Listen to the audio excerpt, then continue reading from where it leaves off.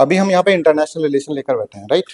International relation subject अपने आप में एक ऐसा यूनिक सब्जेक्ट है जिससे आप यूपीएससी का पूरा प्रिपरेशन कर सकते हैं। पूरा सिलेबस यूपीएससी का इसके अंदर कवर हो जाता है। अभी पहले मैं आपको ये समझा दूं कि हमारा ये प्लान क्या है, पहले ये बता दूं आपको, फिर हम स्टार्ट करते हैं क्लास को, राइट। तो देखो, इसके अंदर 7 डेज का क्लास है। 7 डेज का क्लास 8 डेज का भी हो सकता है, ठीक है। जैसा आपका रेस्पॉन्स रहेगा, जैसे आप क्वेश्चंस पूछेंगे, जैसा इंटरेक्शन रहेगा, वैसा हम आपको आंसर देते रहेंगे, ठीक है। क्योंकि टीचर जो होता है या फिर आर्टिस्ट, टीचर और आर्टिस्ट एक इंटरेक्शन मांगता है आप लोगों से, राइट। तो चलिए, यहाँ पर मैंने 7 डेज की क्लासेस करी है। इंटरनेशनल ऑर्गेनाइजेशन पहले 2 दिन हम करेंगे, ठीक है।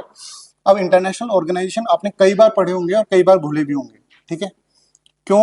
अभी आपको पता चल जाएगा क्लास के अंदर 15 से 20 मिनट के अंदर क्यों अपन भूलते हैं। क्योंकि हमको बेसिक आइडिया नहीं है, कॉन्सेप्चुअल अंडरस्टैंडिंग नहीं है।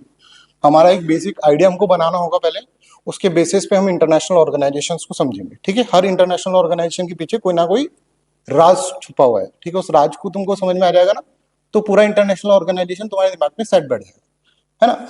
अभी तक आप कर रहे होंगे, मेंबर्स याद कर लो, ठीक है ना। उनका कैपिटल्स याद कर लो, फ्लैग ब्लैक देख रहे हैं, हाँ, फॉर्मेशन ईयर और ये सब कर लो। यूपीएससी इसमें से क्वेश्चन पूछना छोड़ दिया है, ठीक है। यूपीएससी की बात कर रहे हैं आप। पीसीएस एग्जामिनेशन के अंदर this are relevant, otherwise conceptual understanding करना इज वेरी मच रिक्वायर्ड, ठीक है। वो कैसे करना है, क्या करना है, वो आपको मैं बता दूंगा।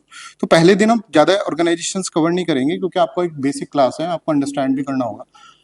एक इंपॉर्टेंट चीज ये है कि आपको अपने टूल्स पे रहना होगा। You should be on your tools, ठीक है। कभी भी कोई से भी दिन मैं कोई सी भी ऑर्गेनाइजेशन आपसे पूछ सकता हूँ, ठीक है। जैसे जो स्टूडेंट्स में वीडियो देख चुके हैं, मेरे को discipline is very much required, ठीक है। क्लास डेमोक्रेटिक रखो, तुम्हारे क्वेश्चन हो वो तुम पूछो, पर discipline is very much required. तो आपको अपने टोस पे रहना है, ठीक है। मतलब आपको सब कुछ याद करके रखना है। याद भी मैं करा दूंगा, बहुत सारी ट्रिक्स के थ्रू आपको याद करा दूंगा, डोंट वरी अबाउट दैट, ठीक है। कंसेप्ट बता देंगे और याद भी करा देंगे, ठीक है। अब क्लास में आगे हो 7-8 दिन तो आपको सीरियस ही रहना है। अब सीरियसनेस कैसे आई? आपका क्लास की हर क्लास के बाद डे 1 होगा, तो डे 1 का टेस्ट होगा। जो भी ऑर्गेनाइजेशन पढ़ाए उनका टेस्ट होगा। टेस्ट पूरा यूपीएससी के लेवल का ही होगा, एक लेवल ऊपर ही होगा, ठीक है। जिसमें प्रीवियस ईयर क्वेश्चंस और जो बाकी के न्यू क्वेश्चंस है वो होंगे, ठीक है। उस टेस्ट को सबको देना है। उस टेस्ट के जो मार्क्स आएंगे उसके ऊपर आपकी क्लास के अंदर वो अनाउंस होंगे, ठीक है। ज्यादा बच्चे नहीं क्लास के अंदर, ठीक है।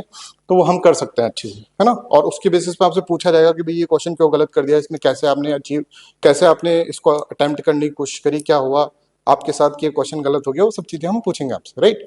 तो इससे क्या होगा, अपनी गलतियां पता चलेंगी और गलतियों को अपन सुधारेंगे, ठीक है। हमको अल्टीमेटली एम ये रहना है कि हमारा जो यूपीएससी जो है ना एग्जाम, वो क्लियर हो जाए। और बिलीव मी, ये जो क्लासेस आप ले लेंगे ना, इसके बाद आपको और भी सब्जेक्ट की चीजें, बहुत सारी चीजें समझ में आने लग जाएंगी, ठीक है। चलो, तो सबसे पहले हम इंटरनेशनल ऑर्गेनाइजेशन स्टार्ट करते हैं, ठीक है। ये आपके पास ये आ गए हैं, नोट्स आ गए हैं सबके पास ना। हर दिन आपको ये नोट्स मिलेंगे। ये नोट्स अगर आप पढ़ के भी देख लोगे ना, तो आपको लगेगा this are the best notes, ठीक है। बहुत सारे सोर्सेज के अंदर से यूज करे गए हैं। गवर्नमेंट की सारी वेबसाइट इसके अंदर छान मारी है, ठीक है। बहुत सारे इंस्टीट्यूट की अलग अलग डायमेंशंस भी देखी गई है इसके अंदर, किस तरह से कहाँ पर क्या पढ़ाया गया, वो सब चीजें देखी गई हैं, ठीक है। तो बहुत ही मेहनत करके नोट्स बनाए गए हैं बेसिकली, ठीक है। तो एक जगह कहीं पर भी आपको ये पूरा ये रिसोर्स मिलेगा नहीं, ठीक है। अब हम कुछ ऑर्गेनाइजेशन, पहले में स्टार्ट में हम कुछ ऑर्गेनाइजेशंस पढ़ेंगे। जैसे स्टार्ट में नॉन अलाइनमेंट मूवमेंट दे रखा है इसके अंदर, नाटो दे रखा है, ठीक है। आसियान दे रखा है, और बहुत सारी और ऑर्गेनाइजेशन के अंदर करेंगे। 4-5 ऑर्गेनाइजेशन है जिनका बेसिक अंडरस्टैंडिंग पहले आपको समझ में आना चाहिए। What is the basic understanding of that one, उससे आपको चारों पांचों ऑर्गेनाइजेशन समझ में आ जाएगी। अब क्लास स्टार्ट हो गई, प्लीज बी अटेंटिव। देखो, वर्ल्ड वॉर सेकंड हुआ। वर्ल्ड वॉर सेकंड के बाद एक कॉन्सेप्ट मैं आपको बता रहा हूँ, कोल्ड वॉर स्टार्ट हो गया। कोल्ड वॉर मतलब शीत युद्ध। शीत युद्ध मतलब कि जो वो होता है, बॉम्ब वाली फाइट तो नहीं हो रही है, ठीक है। एक दूसरे को वो बॉम्ब नहीं गिरा रहे हैं, ठीक है, बट आपस के अंदर टेंशन है, जियोपॉलिटिकल टेंशन आर देयर, ठीक है। तो कोल्ड वॉर जब स्टार्ट हुआ तो उसके अंदर 2 ग्रुप बने, ठीक है। कोल्ड वॉर स्टार्ट हो रहा है तो उसके अंदर 2 ग्रुप बन रहे हैं। एक ग्रुप है USSR, USSR union of socialist Soviet Republic, है ना। तो एक ग्रुप अपन देखें तो एक यूएसएसआर का ग्रुप बन गया, है ना। अब इसका नाम से आप देखो, यूनियन ऑफ सोशलिस्ट रिपब्लिक, ठीक है। Union of socialist Soviet Republic, है ना। इसके अंदर बहुत सारी कंट्रीज आ गई, ठीक है। दूसरा ग्रुप बना वो USA and its allies, USA and its allies. USA और वेस्टर्न ग्रुप, इसको अपन वेस्टर्न ब्लॉक भी बोल सकते हैं, वेस्टर्न ब्लॉक। सब स्लाइड पे चलो। तो कोल्ड वॉर का पीरियड चल रहा है। कोल्ड वॉर में 2 ऑर्गेनाइजेशंस बन गई हैं, एक यूएसएसआर एंड इट्स अलाइज और दूसरा है हमारा यूएसए एंड इट्स अलाइज, है ना। यूएसएसआर मतलब इसके अंदर अलाइज आ गई है। ये यूएसएसआर जो होगा ना, ये 15 नेशंस है इसके अंदर, 15 नेशंस है। कैसे याद करना है मैं बता दूंगा।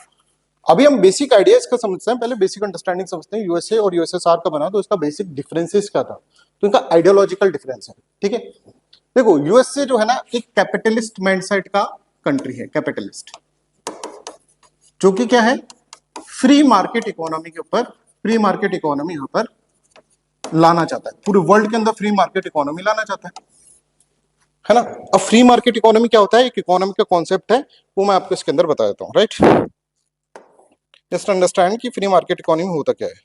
राइट, देखो यूएसए जो चाह रहा है,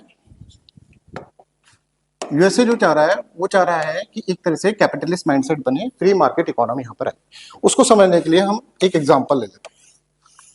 एग्जांपल लिया कि मान लीजिए यार 5 पीपल्स, ठीक है, 1 2 3 4, 5 लोग हैं और 5 रिसोर्सेज हैं।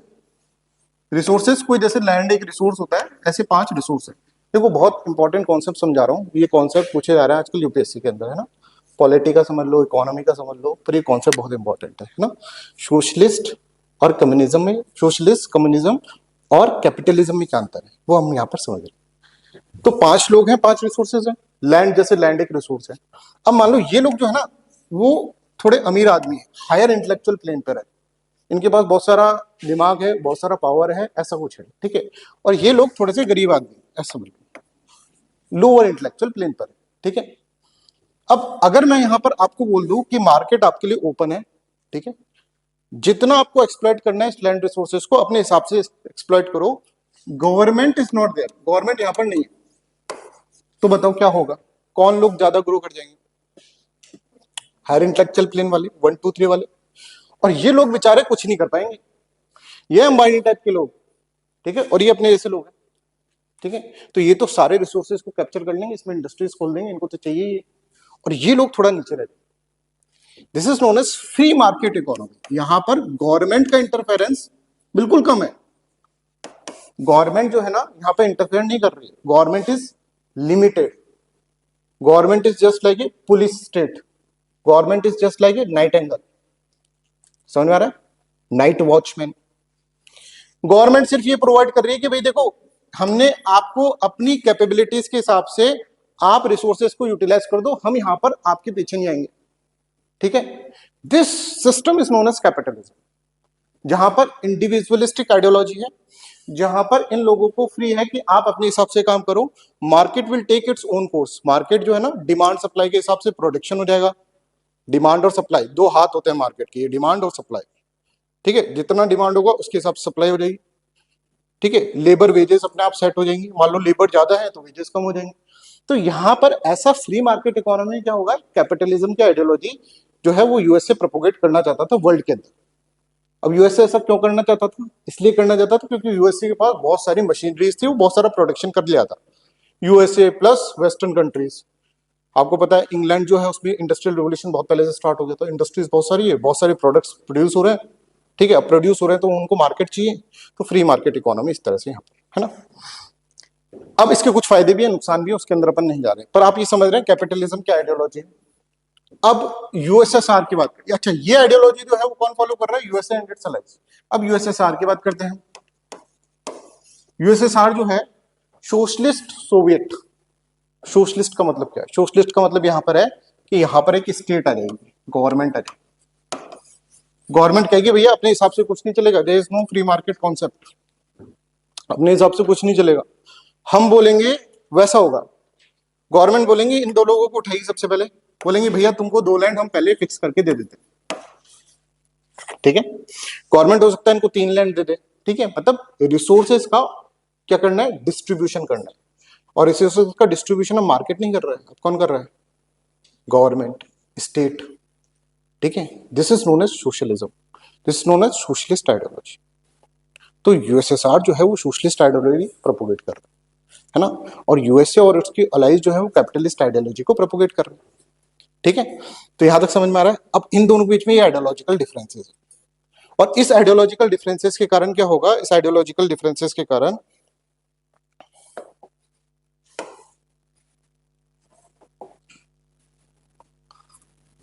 यहां पर क्या हो जाएगा, दो ऑर्गेनाइजेशंस बन जाएगी, एक USSR and its allies, and दूसरी जो बनेगी that is what, that is US and its allies. अब इसके बेसिस पे ना बहुत सारे ग्रुप्स बनेंगे, उन ग्रुप्स को हमको अंडरस्टैंड करना, इसके बेसिस पे मूवमेंट चलेंगे, जैसे नॉन अलाइनमेंट मूवमेंट, वो हम इसके अंदर अंडरस्टैंड करेंगे। ठीक है, तो देखो सबसे पहले हम यूएसएसआर की बात करते हैं कि यूएसएसआर का जो है वो क्या है। तो देखो सोवियत यूनियन जो है ना वो ये 15 नेशन है। ठीक है, पहले आप देख रहे हैं रशिया, इसके अंदर आप देखेंगे रशिया, यूक्रेन, यूक्रेन पहले यूएसएसआर का ही पार्ट था ना दोस्त, सबको पता होगा ये, जॉर्जिया, बेलारस, जिसको अभी अपन बोले अर्मानिया, अजरबैजान। ठीक है, ये 5 नेशन बहुत इंपॉर्टेंट है और उसके बेसिस पे हम एक ऑर्गेनाइजेशन पढ़ेंगे that is known as Shanghai cooperation organisation आने वाले समय में। ठीक है, these 3 nations are known as Baltic nations, ये बाल्टिक नेशंस, बाल्टिक नेशंस है ना। तो यहां पर आप देख रहे हैं ये जो है ये सेंट्रल एशिया होता है, this is known as Central Asia.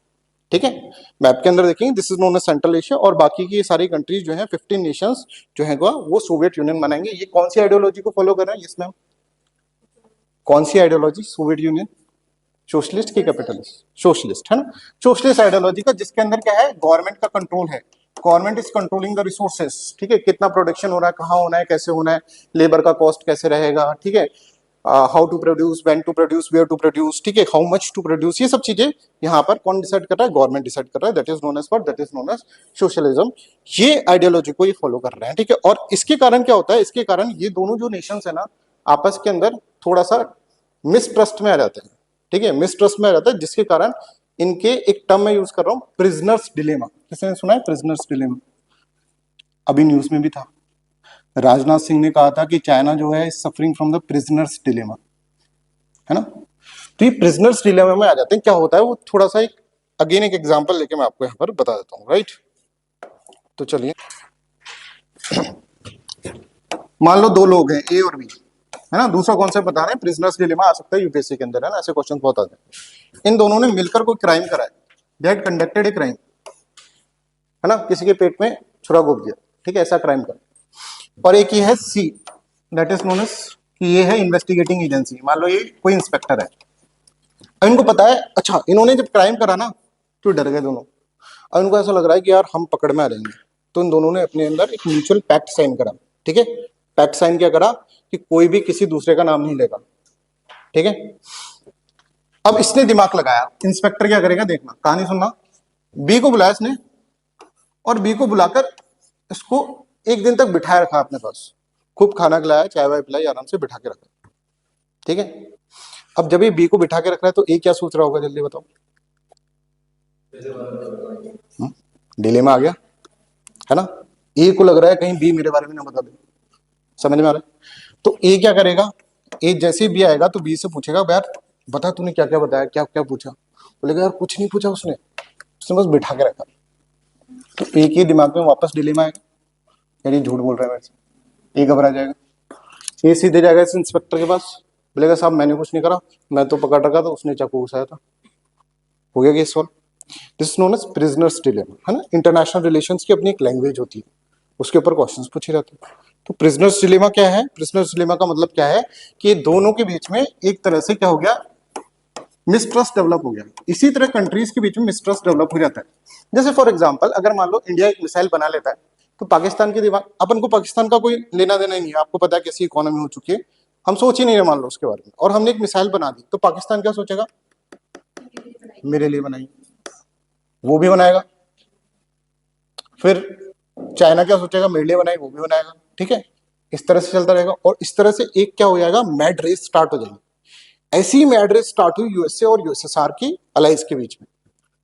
ठीक है, प्रिजनर्स डिलेमा समझ में आ गया, क्वेश्चन आएगा बस समझते जाओ। देखो कोई भी चीज है ना हार्ड नहीं है, बस समझाने का समझने का एक तरीका होना चाहिए किस तरह से तुमको। अभी तुम प्रिजनर्स डिलेमा की डेफिनेशन पढ़ोगे ना तो किताब बंद करके रख दोगे, इतना टिपिकल होता है। ठीक है, पर अब आसान भाषा में अपन को समझना। ठीक है, एग्जाम पास में है, थोड़ा सा दूर हो गया है आप लोगों के लक के कारण, ठीक है, बट फिर भी पास में है। चलो ये समझ में आ गया, this is known as prisoner's dilemma. तो अब क्या होगा, यूएसए और यूएसएसआर दोनों प्रिजनर्स डिलेमा के अंदर है। अगर इसका कुछ भी ये कुछ करता है, यूएसएसआर कोई मिसाइल बना रहा है तो इसको डर लगेगा भाई मैं भी बना लूं, और इसी के अंदर बहुत सारे मिलिट्री ब्लॉक्स बनते रहे, जैसे सेंटो बन गया, Central Treaty Organisation, SCATO South East Asia Treaty Organisation, ठीक है, बगदाद पैक्ट, मनीला पैक्ट, ऐसे ये करने लग गए। और ये करने लगे कि हमारे गुट के अंदर कितने ज्यादा लोग आए ना उतना अच्छा है। तो यूएसए चाहेगा कि उसके गुट के अंदर बहुत सारे लोग आए, ठीक है, राइट। तो यूएसए चाहेगा कि हमारे गुट के अंदर बहुत सारे लोग आए, और यूएसए अपने गुट के अंदर इस तरह के लोगों को रख लिया। इसने भी ये करा, इसने भी अपने 15 लोगों को बनाकर रखा कि भाई तुम हमारे साथ हो, और इन सब के अंदर सोशलिस्ट आइडियोलॉजी यहाँ पे प्रोपोगेट कर रहे हैं। अब बाकी के जो लोग बच गए ना, वो घबरा रहे हैं, उनको लग रहा है यार ये हमारे ऊपर आ जाएगा। दूसरा सोच रहा है कि नहीं ये वाला आ जाएगा, किसके साथ जाए, मेरे को कंफ्यूजन हो रहा है। मैं मान लो कि ऐसा हूं कि अभी तक मैंने किसी ग्रुप को ज्वाइन नहीं करा है। अब 2 दादा बैठे हैं यहाँ पर, ठीक है, एक दादा को ज्वाइन कर लिया, दादा मतलब डॉन, ठीक है, नॉट योर ग्रैंडफादर, राइट। तो एक को ज्वाइन कर लिया तो दूसरे से डर लगेगा, ये मारेगा। इसको ज्वाइन कर लिया तो उससे डर लगेगा। तो ऐसा क्या होगा कि मिलिट्री ब्लॉक्स यहाँ पर बहुत सारे बनने लग जाएंगे। कईयों को लगेगा कि भाई यार हमको अपना खुद का बना लेना चाहिए एक ब्लॉक, ठीक है, उसमें यूएसए की कुछ मदद ले लेंगे। कई इस तरह का बहुत ज्यादा वर्ल्ड के अंदर कंफ्यूजन और मिसट्रस्ट की फीलिंग यहाँ पर आ जाएगी, और इसके कारण ही बहुत सारी ऑर्गेनाइजेशंस आने लग जाएंगे, इंटरनेशनल ऑर्गेनाइजेशन, जो हमारा टॉपिक है, ठीक है। तो सबसे पहले ऑर्गेनाइजेशन हम जो पढ़ रहे हैं ना, that is known as what, that is known as non aligned movement, है ना। ये सब कुछ लिख रखा है, फ्री मार्केट सिस्टम, है ना। आपको कुछ भी लिखने की जरूरत नहीं है, बस सुनते जाओ। टाइम कम है, अब ऐसे लिखने में, नोट्स बनाने में, इसमें टाइम अपन को वेस्ट नहीं करना है। सब कुछ आपको यहाँ पे प्रोवाइड करा जाएगा, स्पून फीडिंग करी जाएगी, पर स्पून फीडिंग के लिए भी माइंड का यूज करना है अपन को, ठीक है। स्पून फीडिंग के बाद फिर टेस्ट भी देना है, ठीक है। तो वैसा करना है अपन को, सब कुछ बता दिया जाएगा, बट आपको भी मेहनत करनी है, कहने का मतलब ये है, ठीक है। अब क्या हुआ कि एक ग्रुप अपने आप में अलग ही एटीट्यूड के अंदर आ रहा है, ठीक है। एक ऐसा बोल रहा है कि यार मैं, है ना, जिसके अंदर भारत भी है, वो ऐसे बोल रहा है कि मैं, है ना, किसी भी ग्रुप को ज्वाइन नहीं करूंगा, नाइदर यूएसए नॉट यूएसएसआर। उसका अलग ही एटीट्यूड है अपना, राइट। उसका क्या है, उसका अलग ही अपना एटीट्यूड है, राइट। उस ग्रुप को हम बोल रहे हैं नॉन अलाइंड ग्रुप, ठीक है। अब देखो क्या होता है, यूएसए यूएसएसआर, कुछ लोग इस इधर चले गए, इस ग्रुप में चले गए, कुछ लोग इस ग्रुप में चले गए, कुछ लोग यहाँ पर खड़े रह गए, बोले भाड़ में जाओ, तो ना हम तुम्हारे साथ जाएंगे ना हम तुम्हारे साथ जाएंगे।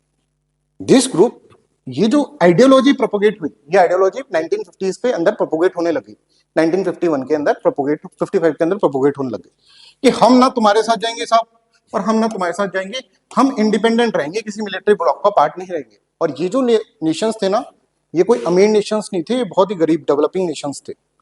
डेवलपिंग नेशन के दिमाग में क्या आया, क्यों उन्होंने ऐसा करा?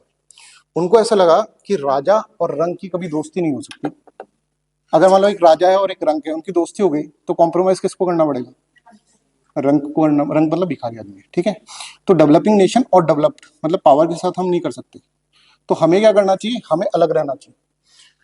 अगर हम इनके साथ हो गए ना, तो ये क्या करेंगे, they will use us as a pawns. Chess खेला है, चेस के अंदर प्यादे होते हैं, राजा थोड़ी ना मरता है, प्यादे मरते हैं हमेशा। तो प्यादे की तरह हमको यूज करेंगे। तो जवाहरलाल नेहरू उस टाइम जो आर्किटेक्ट थे हमारे फॉरेन पॉलिसी के, वो भी एक प्रोपोगेटर थे नॉन अलाइनमेंट मूवमेंट के। वो ऐसे बोलेंगे कि देखो, अगर हम किसी भी मिलिट्री ब्लॉक को ज्वाइन कर लेते हैं ना, तो there is nothing to gain but everything to lose. हम अपनी सोवरेनिटी को लूज कर देंगे, ठीक है। वो कहेगा वैसे काम करना पड़ेगा फिर हमको, क्योंकि वो हम उसके ब्लॉक के हैं, हमको दूसरे से डर लगेगा। अच्छा, एक और चीज है, अगर हम किसी को ज्वाइन नहीं करते, तो दोनों नेशंस हमको ज्वाइन करने के लिए हमको क्या करेंगे, हमको एक तरह से लुक्रेटिव ऑप्शंस देंगे कि भाई हमारे साथ आ जा, देख हम तेरे को ऐसा दे देते हैं। हम करें ठीक है देखेंगे, दूसरा कहेगा हमारे साथ आ जा। समझ में आ रहा है? तो ऐसे हमने बहुत दोनों ब्लॉक्स के मजे लिए। यूएसएसआर से हमने क्या करा, यूएसएसआर से हमने सोशलिज्म अपने अंदर ले लिया, हमारे पब्लिक सेक्टर को ग्रो कर लिया। यहाँ से हम टेक्नोलॉजी और कैपिटलिज्म वाली आइडियोलॉजी से हमने यहाँ से भी गेन कर लिया, है ना, टेक्नोलॉजी और ये सब चीजें। खैर, मीन्स का बात है वो। आप ये समझ में आ गया आपको? यहाँ तक किसी को कोई डाउट? कहानी की तरह चल रहा है। अब नॉन अलाइनमेंट मूवमेंट यहाँ पर स्टार्ट होगा, तो नॉन अलाइनमेंट मूवमेंट के बारे में अब हम यहाँ पर समझ लेते हैं, ठीक है। चलिए, आइडियोलॉजिकल डिफरेंसेस समझ में आ गया। नॉन अलाइनमेंट मूवमेंट देखिए, वर्ल्ड वॉर सेकंड के बाद world was divided into two hostile group, US and western power, Soviet Union, ठीक है। और India decided to keep away from any power bloc. India ने डिसाइड करा, Jawaharlal Nehru was very sure कि भाई इनके साथ अगर दोस्ती करेंगे तो मरेंगे मरेंगे, ठीक है। ये हमको एक तरह से प्यादे की तरह यूज करेंगे, right. This movement is known as non alignment movement. अब ये अपना एक क्या हुआ, एक बेसिक अंडरस्टैंडिंग हुआ। कोल्ड वॉर समझाया, कोल्ड वॉर से फिर अपन नॉन अलाइनमेंट मूवमेंट की तरफ है ना। अब कोल्ड वॉर से बहुत सारी और भी ऑर्गेनाइजेशन अपन समझेंगे। तो ये बेसिक स्ट्रक्चर अपन ने बता रहे, अब सब कुछ ईजी है अपने लिए। अब सब कुछ बस रटना है, वो रटने का मैं तुमको ट्रिक भी बता दूंगा कैसे अपन को याद करना, ठीक है। तो ये था कि इन्होंने सोचा कि हम तो पुअर लोग हैं, हमको पॉवर्टी, अनएम्प्लॉयमेंट, इलिटरेसी ये देखनी चाहिए, हम थोड़ा ना कि आपस की लड़ाई के अंदर हम बीच में फंस जाएंगे, ऐसा नहीं करेंगे। तो ये कुछ पॉइंट्स थे, ठीक है, कि हमको तो फाइट करनी है, देखिए पॉवर्टी से, अनएम्प्लॉयमेंट से, लिटरेसी से, है ना, हम क्यों करेंगे, राइट। और nothing to lose, nothing to gain, everything to lose, ये जवाहरलाल नेहरू का एक स्टेटमेंट है, हाँ? अब देखो, अब यहां से प्रीलिम्स में क्वेश्चन आएगा, एक तो इस वाली अंडरस्टैंडिंग से आ सकता है, और उसमें एक दो स्टेटमेंट्स यहां से दे देंगे, ठीक है। सारे पेपर्स का एनालिसिस करा हुआ है, प्रीवियस ईयर के सारे क्वेश्चंस यहाँ पे सॉल्व करवाए जाएंगे, डोंट वरी अबाउट दैट, है ना। और बहुत सारे नए क्वेश्चंस भी दे जाएंगे, वो जो ओनली वन है ना, वो ना कि जिसके अंदर की कौन सा है, ठीक है, आजकल नया है, 1 is correct, 2 options is correct, 3 options correct, वैसे भी क्वेश्चंस वहां पे डाले जाएंगे। कल टेस्ट है, कल सबके मार्क्स देखे जाएंगे, कौन कितना परफॉर्म करता है अच्छे से, है ना। तो देखो, बेसिक कॉन्सेप्ट 1955 का कॉन्सेप्ट है, ठीक है। इसके अंदर 1955 के अंदर क्या हुआ था, एक कॉन्फ्रेंस हुई थी, ठीक है, that is known as Asia,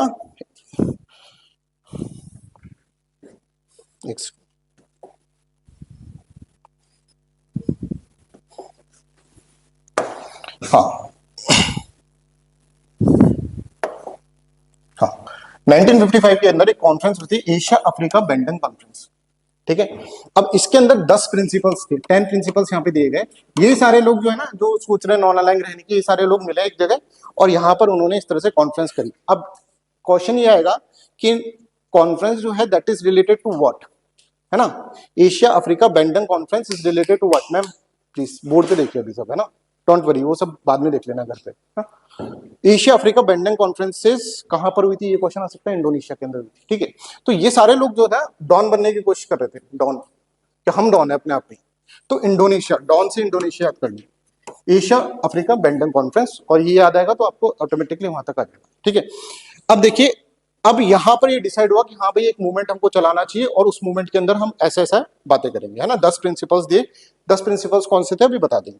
अब यहां पर पहली नाम कॉन्फ्रेंस जो हुई ना इसके बाद, वो बेलग्रेड के अंदर हुई, जोसेफ टीटू जो कि प्रेसिडेंट है किसकी, यूगोस्लाविया की, 1961 के अंदर हुई। ये है फॉर्मल, है ना, यहां तो बातचीत हो रही है, एशिया अफ्रीका बेंडन कॉन्फ्रेंस के अंदर क्या हुआ, बातचीत हो रही है, डॉन लोग सब बैठकर बात कर रहे हैं, ठीक है। इसके बाद यहाँ पर जोसेफ टीटू जो है वो बेलग्रेड के अंदर, यूगोस्लाविया के अंदर, यहाँ पर एक कॉन्फ्रेंस। अब ऐसा क्वेश्चन आ जाता है, पहली नाम कॉन्फ्रेंस कहाँ हुई थी, आप इंडोनेशिया लगा देंगे तो गलत हो जाएगा, समझ में आ रहा है, ऐसे क्वेश्चन आते हैं।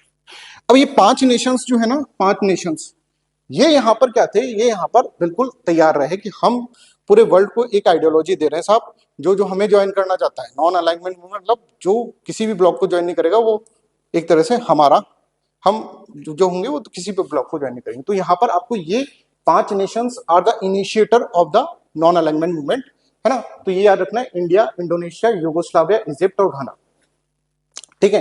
ये इनके प्रेसिडेंट थे, प्रेसिडेंट मत भी याद करो तो चल जाएगा, पर ये 5 कंट्रीज आप इसके अंदर याद कर लेंगे, ठीक है। तो यहां पर हमने 3-4 क्वेश्चंस, आपको समझ में आ रहा है, प्रीलिम्स, पूरा प्रीलिम्स स्पेसिफिक हमको पढ़ना है, देखो ना, अब कोई इधर उधर की बातें करनी नहीं, अब तो टाइम ही नहीं बचा, ठीक है। तो ऐसे अपन को इसके अंदर करना है, राइट।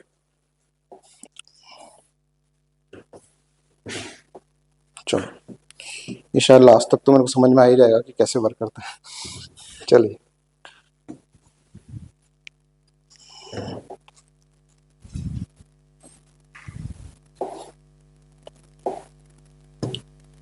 चलो, अब इसके अंदर 120 मेंबर्स हैं, जिसके अंदर 53 कंट्रीज है ना, 120 मेंबर्स इस तरह से याद कर लेना। अब ये याद नहीं करना है कि कौन कौन कहां से, एशिया से कितना है, अफ्रीका से कितना है, इतना नहीं पूछेगा, ठीक है। फिर इसके बाद हम देखें इसके अंदर next, principle of non alignment movement, क्या क्या प्रिंसिपल है, आप ये सोचकर देखो क्या क्या प्रिंसिपल होंगे, कि भाई हमको किसी की सोवरेंटी को हैम्पर नहीं करना है, किसी की टेरिटरी में जाके नहीं घुसना है ना, बड़े लोग जैसे करते हैं वैसे नहीं करना है, हम बड़े लोग ह्यूमन राइट्स को नहीं मानते, हमको ह्यूमन राइट्स को मानना है, ठीक है। तो देखो, respect fundamental human rights, sovereignty and territory integrity of all nations, recognition of equality among all the races, सब भाई हैं, है ना, काला हो चाहे गोरा हो सब भाई हैं, ठीक है, गरीबों का कोई रेसेस और ये सब चीजें नहीं होता, इक्वलिटी की बात होगी। नॉन इंटरफेरेंस और non interference into the internal affairs of another country, respect right of every nation to defend itself, ठीक है, जैसे यूनाइटेड नेशन का है इस तरह से। और यही सारी चीजें इसके अंदर बोली गई, अगर आप इनको पढ़ेंगे भी नहीं ना, एक बार नजर भर भी देख लेंगे तो भी आप लगा देंगे बेंडन प्रिंसिपल का क्या था। बट आपको ये याद रखना होगा, Asia Africa Bandung principle is related to the non alignment, ठीक है, ये इंपॉर्टेंट है। चलो sir, peaceful solution of international है ना, पीसफुल करेंगे, लड़ना वड़ना है नहीं, पैसे गरीब आदमी कहाँ से लड़ेंगे, ठीक है। Promotion of mutual interest in cooperation respect of justice of the international obligation, ठीक है। अब अगर मैं तुमको यहाँ पर ये पढ़ा रहा होता ना, मीन्स का पर्सपेक्टिव पढ़ाता तो इसके अंदर अभी और भी था, आधे एक घंटे का और नॉन अलाइनमेंट मूवमेंट पे ही बात करते अपन, क्योंकि बहुत बड़ा कॉन्सेप्ट है। पर इतना याद कर लोगे प्रीलिम्स के पर्सपेक्टिव से, दैट इज एनफ। हमें फोकस्ड मैनर के अंदर प्रिपरेशन करनी, फोकस प्लस डेडिकेशन। डेडिकेशन मैं आपको करवा दूंगा, डोंट वरी, मेरे पास तरीके हैं, फोकस आप लोग कर लें, ठीक है। चलो अब यहां पर क्या हुआ कि अब वापस वही आ जाओ उस वाले, उसमें आ जाओ कोल्ड वार वाले टाइम पर, ठीक है। कोल्ड वार वाले टाइम पे क्या हुआ कि यूएसए ने सोचा कि क्यों ना यार हम एक मिलिट्री ब्लॉक ही बना लेते हैं, है ना, एक मिलिट्री ब्लॉक बना लेते हैं। और ये मिलिट्री ब्लॉक अभी तक न्यूज के अंदर है, ठीक है। अच्छा, यूक्रेन और रशिया के बीच में कंफ्लिक्ट का मेजर रीजन क्या है, कोई मेरे को बताएगा, anybody in the class? Major reason जिसको हम बोलेंगे भाई, एक तो होता है सब साइड वाले रीजन होते हैं, एक मेजर रीजन, हाँ सॉरी, हाँ ईस्टवर्ड, है ना, ईस्टवर्ड एक्सटेंशन हो रहा था नाटो का। अब नाटो है क्या, नाटो से इतना डर क्यों लगता है रशिया को, ये भी हमको थोड़ा समझने की कोशिश करना चाहिए, ठीक है।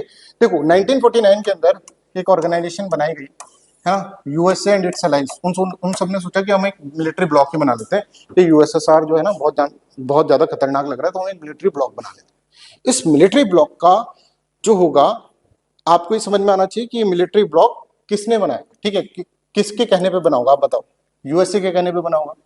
तो इससे आप याद रखोगे वाशिंगटन ट्रीटी, है ना, यूएसए से वाशिंगटन ट्रीटी आप याद रखोगे। तो इट इज ये जो है नाटो जो है, नॉर्थ अटलांटिक ट्रीटी भी बोल सकते हैं या फिर वाशिंगटन ट्रीटी इसके अंदर बोल सकते हैं, राइट। अब इसके अंदर क्या हुआ, इसके अंदर वाशिंगटन ट्रीटी का एक आर्टिकल नंबर 5 है, आर्टिकल 5।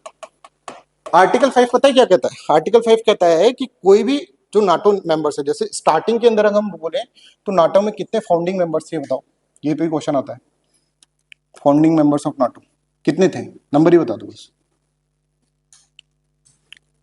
12 थे, है ना।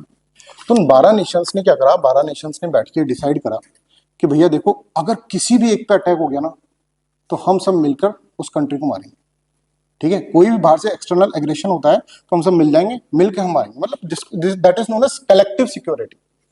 कि 12 लोग हैं, 12 लोग कह रहे हैं कि भाई देख, अपन को ग्रुप में रहना है, कोई भी बाहर से अगर अपने ऊपर अटैक करा तो अपन सब 12 के 12 मिलकर इसके अंदर मारेंगे, ये बात कंफर्म है। तो एक तो सामने वाले की हिम्मत ही नहीं पड़ेगी अटैक करने की, और ये उसके ऊपर कर सकते हैं, उसको बार बार पिंच कर सकते हैं, पर वो नहीं करेगा। वो सोचेगा यार छोटा सा कंट्री मेरे को पिंच कर रहा है, मैं इसको अगर अकेला हो तो मैं मार दूं उसको, पर 12 के 12 एक साथ आएंगे, ठीक है। तो यहाँ पर I hope you are getting this one, क्या मैं बोलना चाह रहा हूँ। तो यहाँ पर है ना बहुत सारे नेशंस जो है ना इस तरह से हुए। अब एक एक करके पॉइंट अपन इसके अंदर समझ लेते हैं, दैट इज इंपॉर्टेंट पॉइंट जो है वो अपन समझ लेते हैं।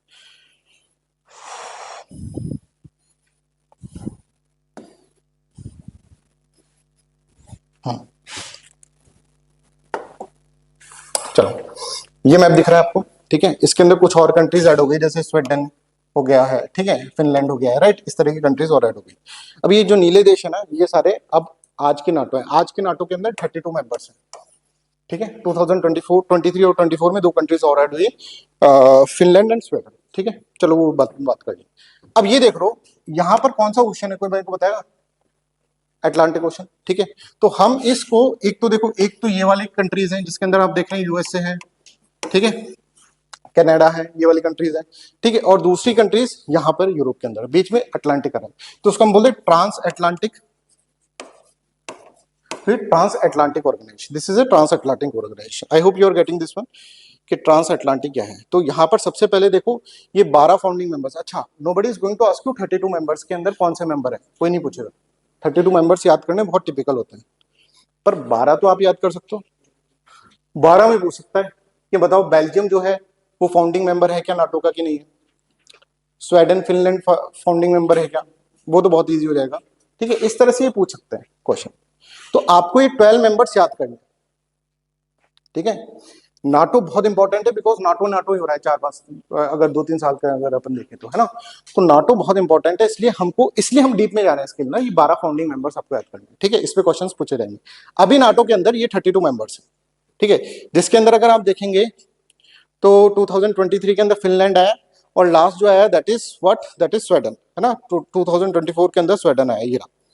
तो एक क्वेश्चन ये भी पूछते हैं, ये यूपीएससी का माइंडसेट बता रहा हूं मैं आपको कैसे है।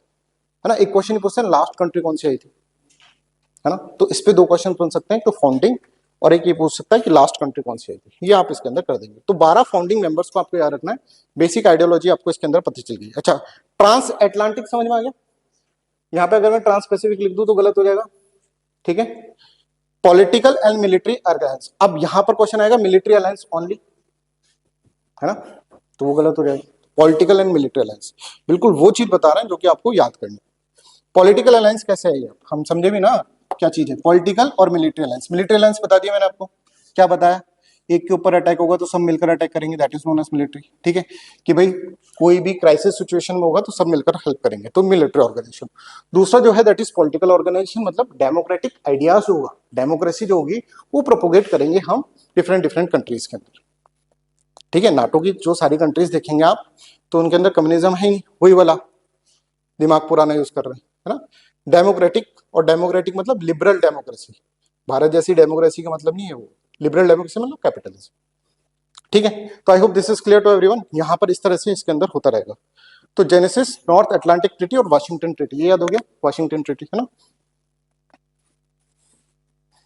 आर्टिकल 5 ऑफ वाशिंगटन ट्रीटी, एक पे अटैक तो सब पे अटैक, सब मिलकर मारेंगे, ठीक है। तो यहाँ पर देख लो, NATO is committed to principle that an attack against one और several of its member is considered as an attack against all, ठीक है।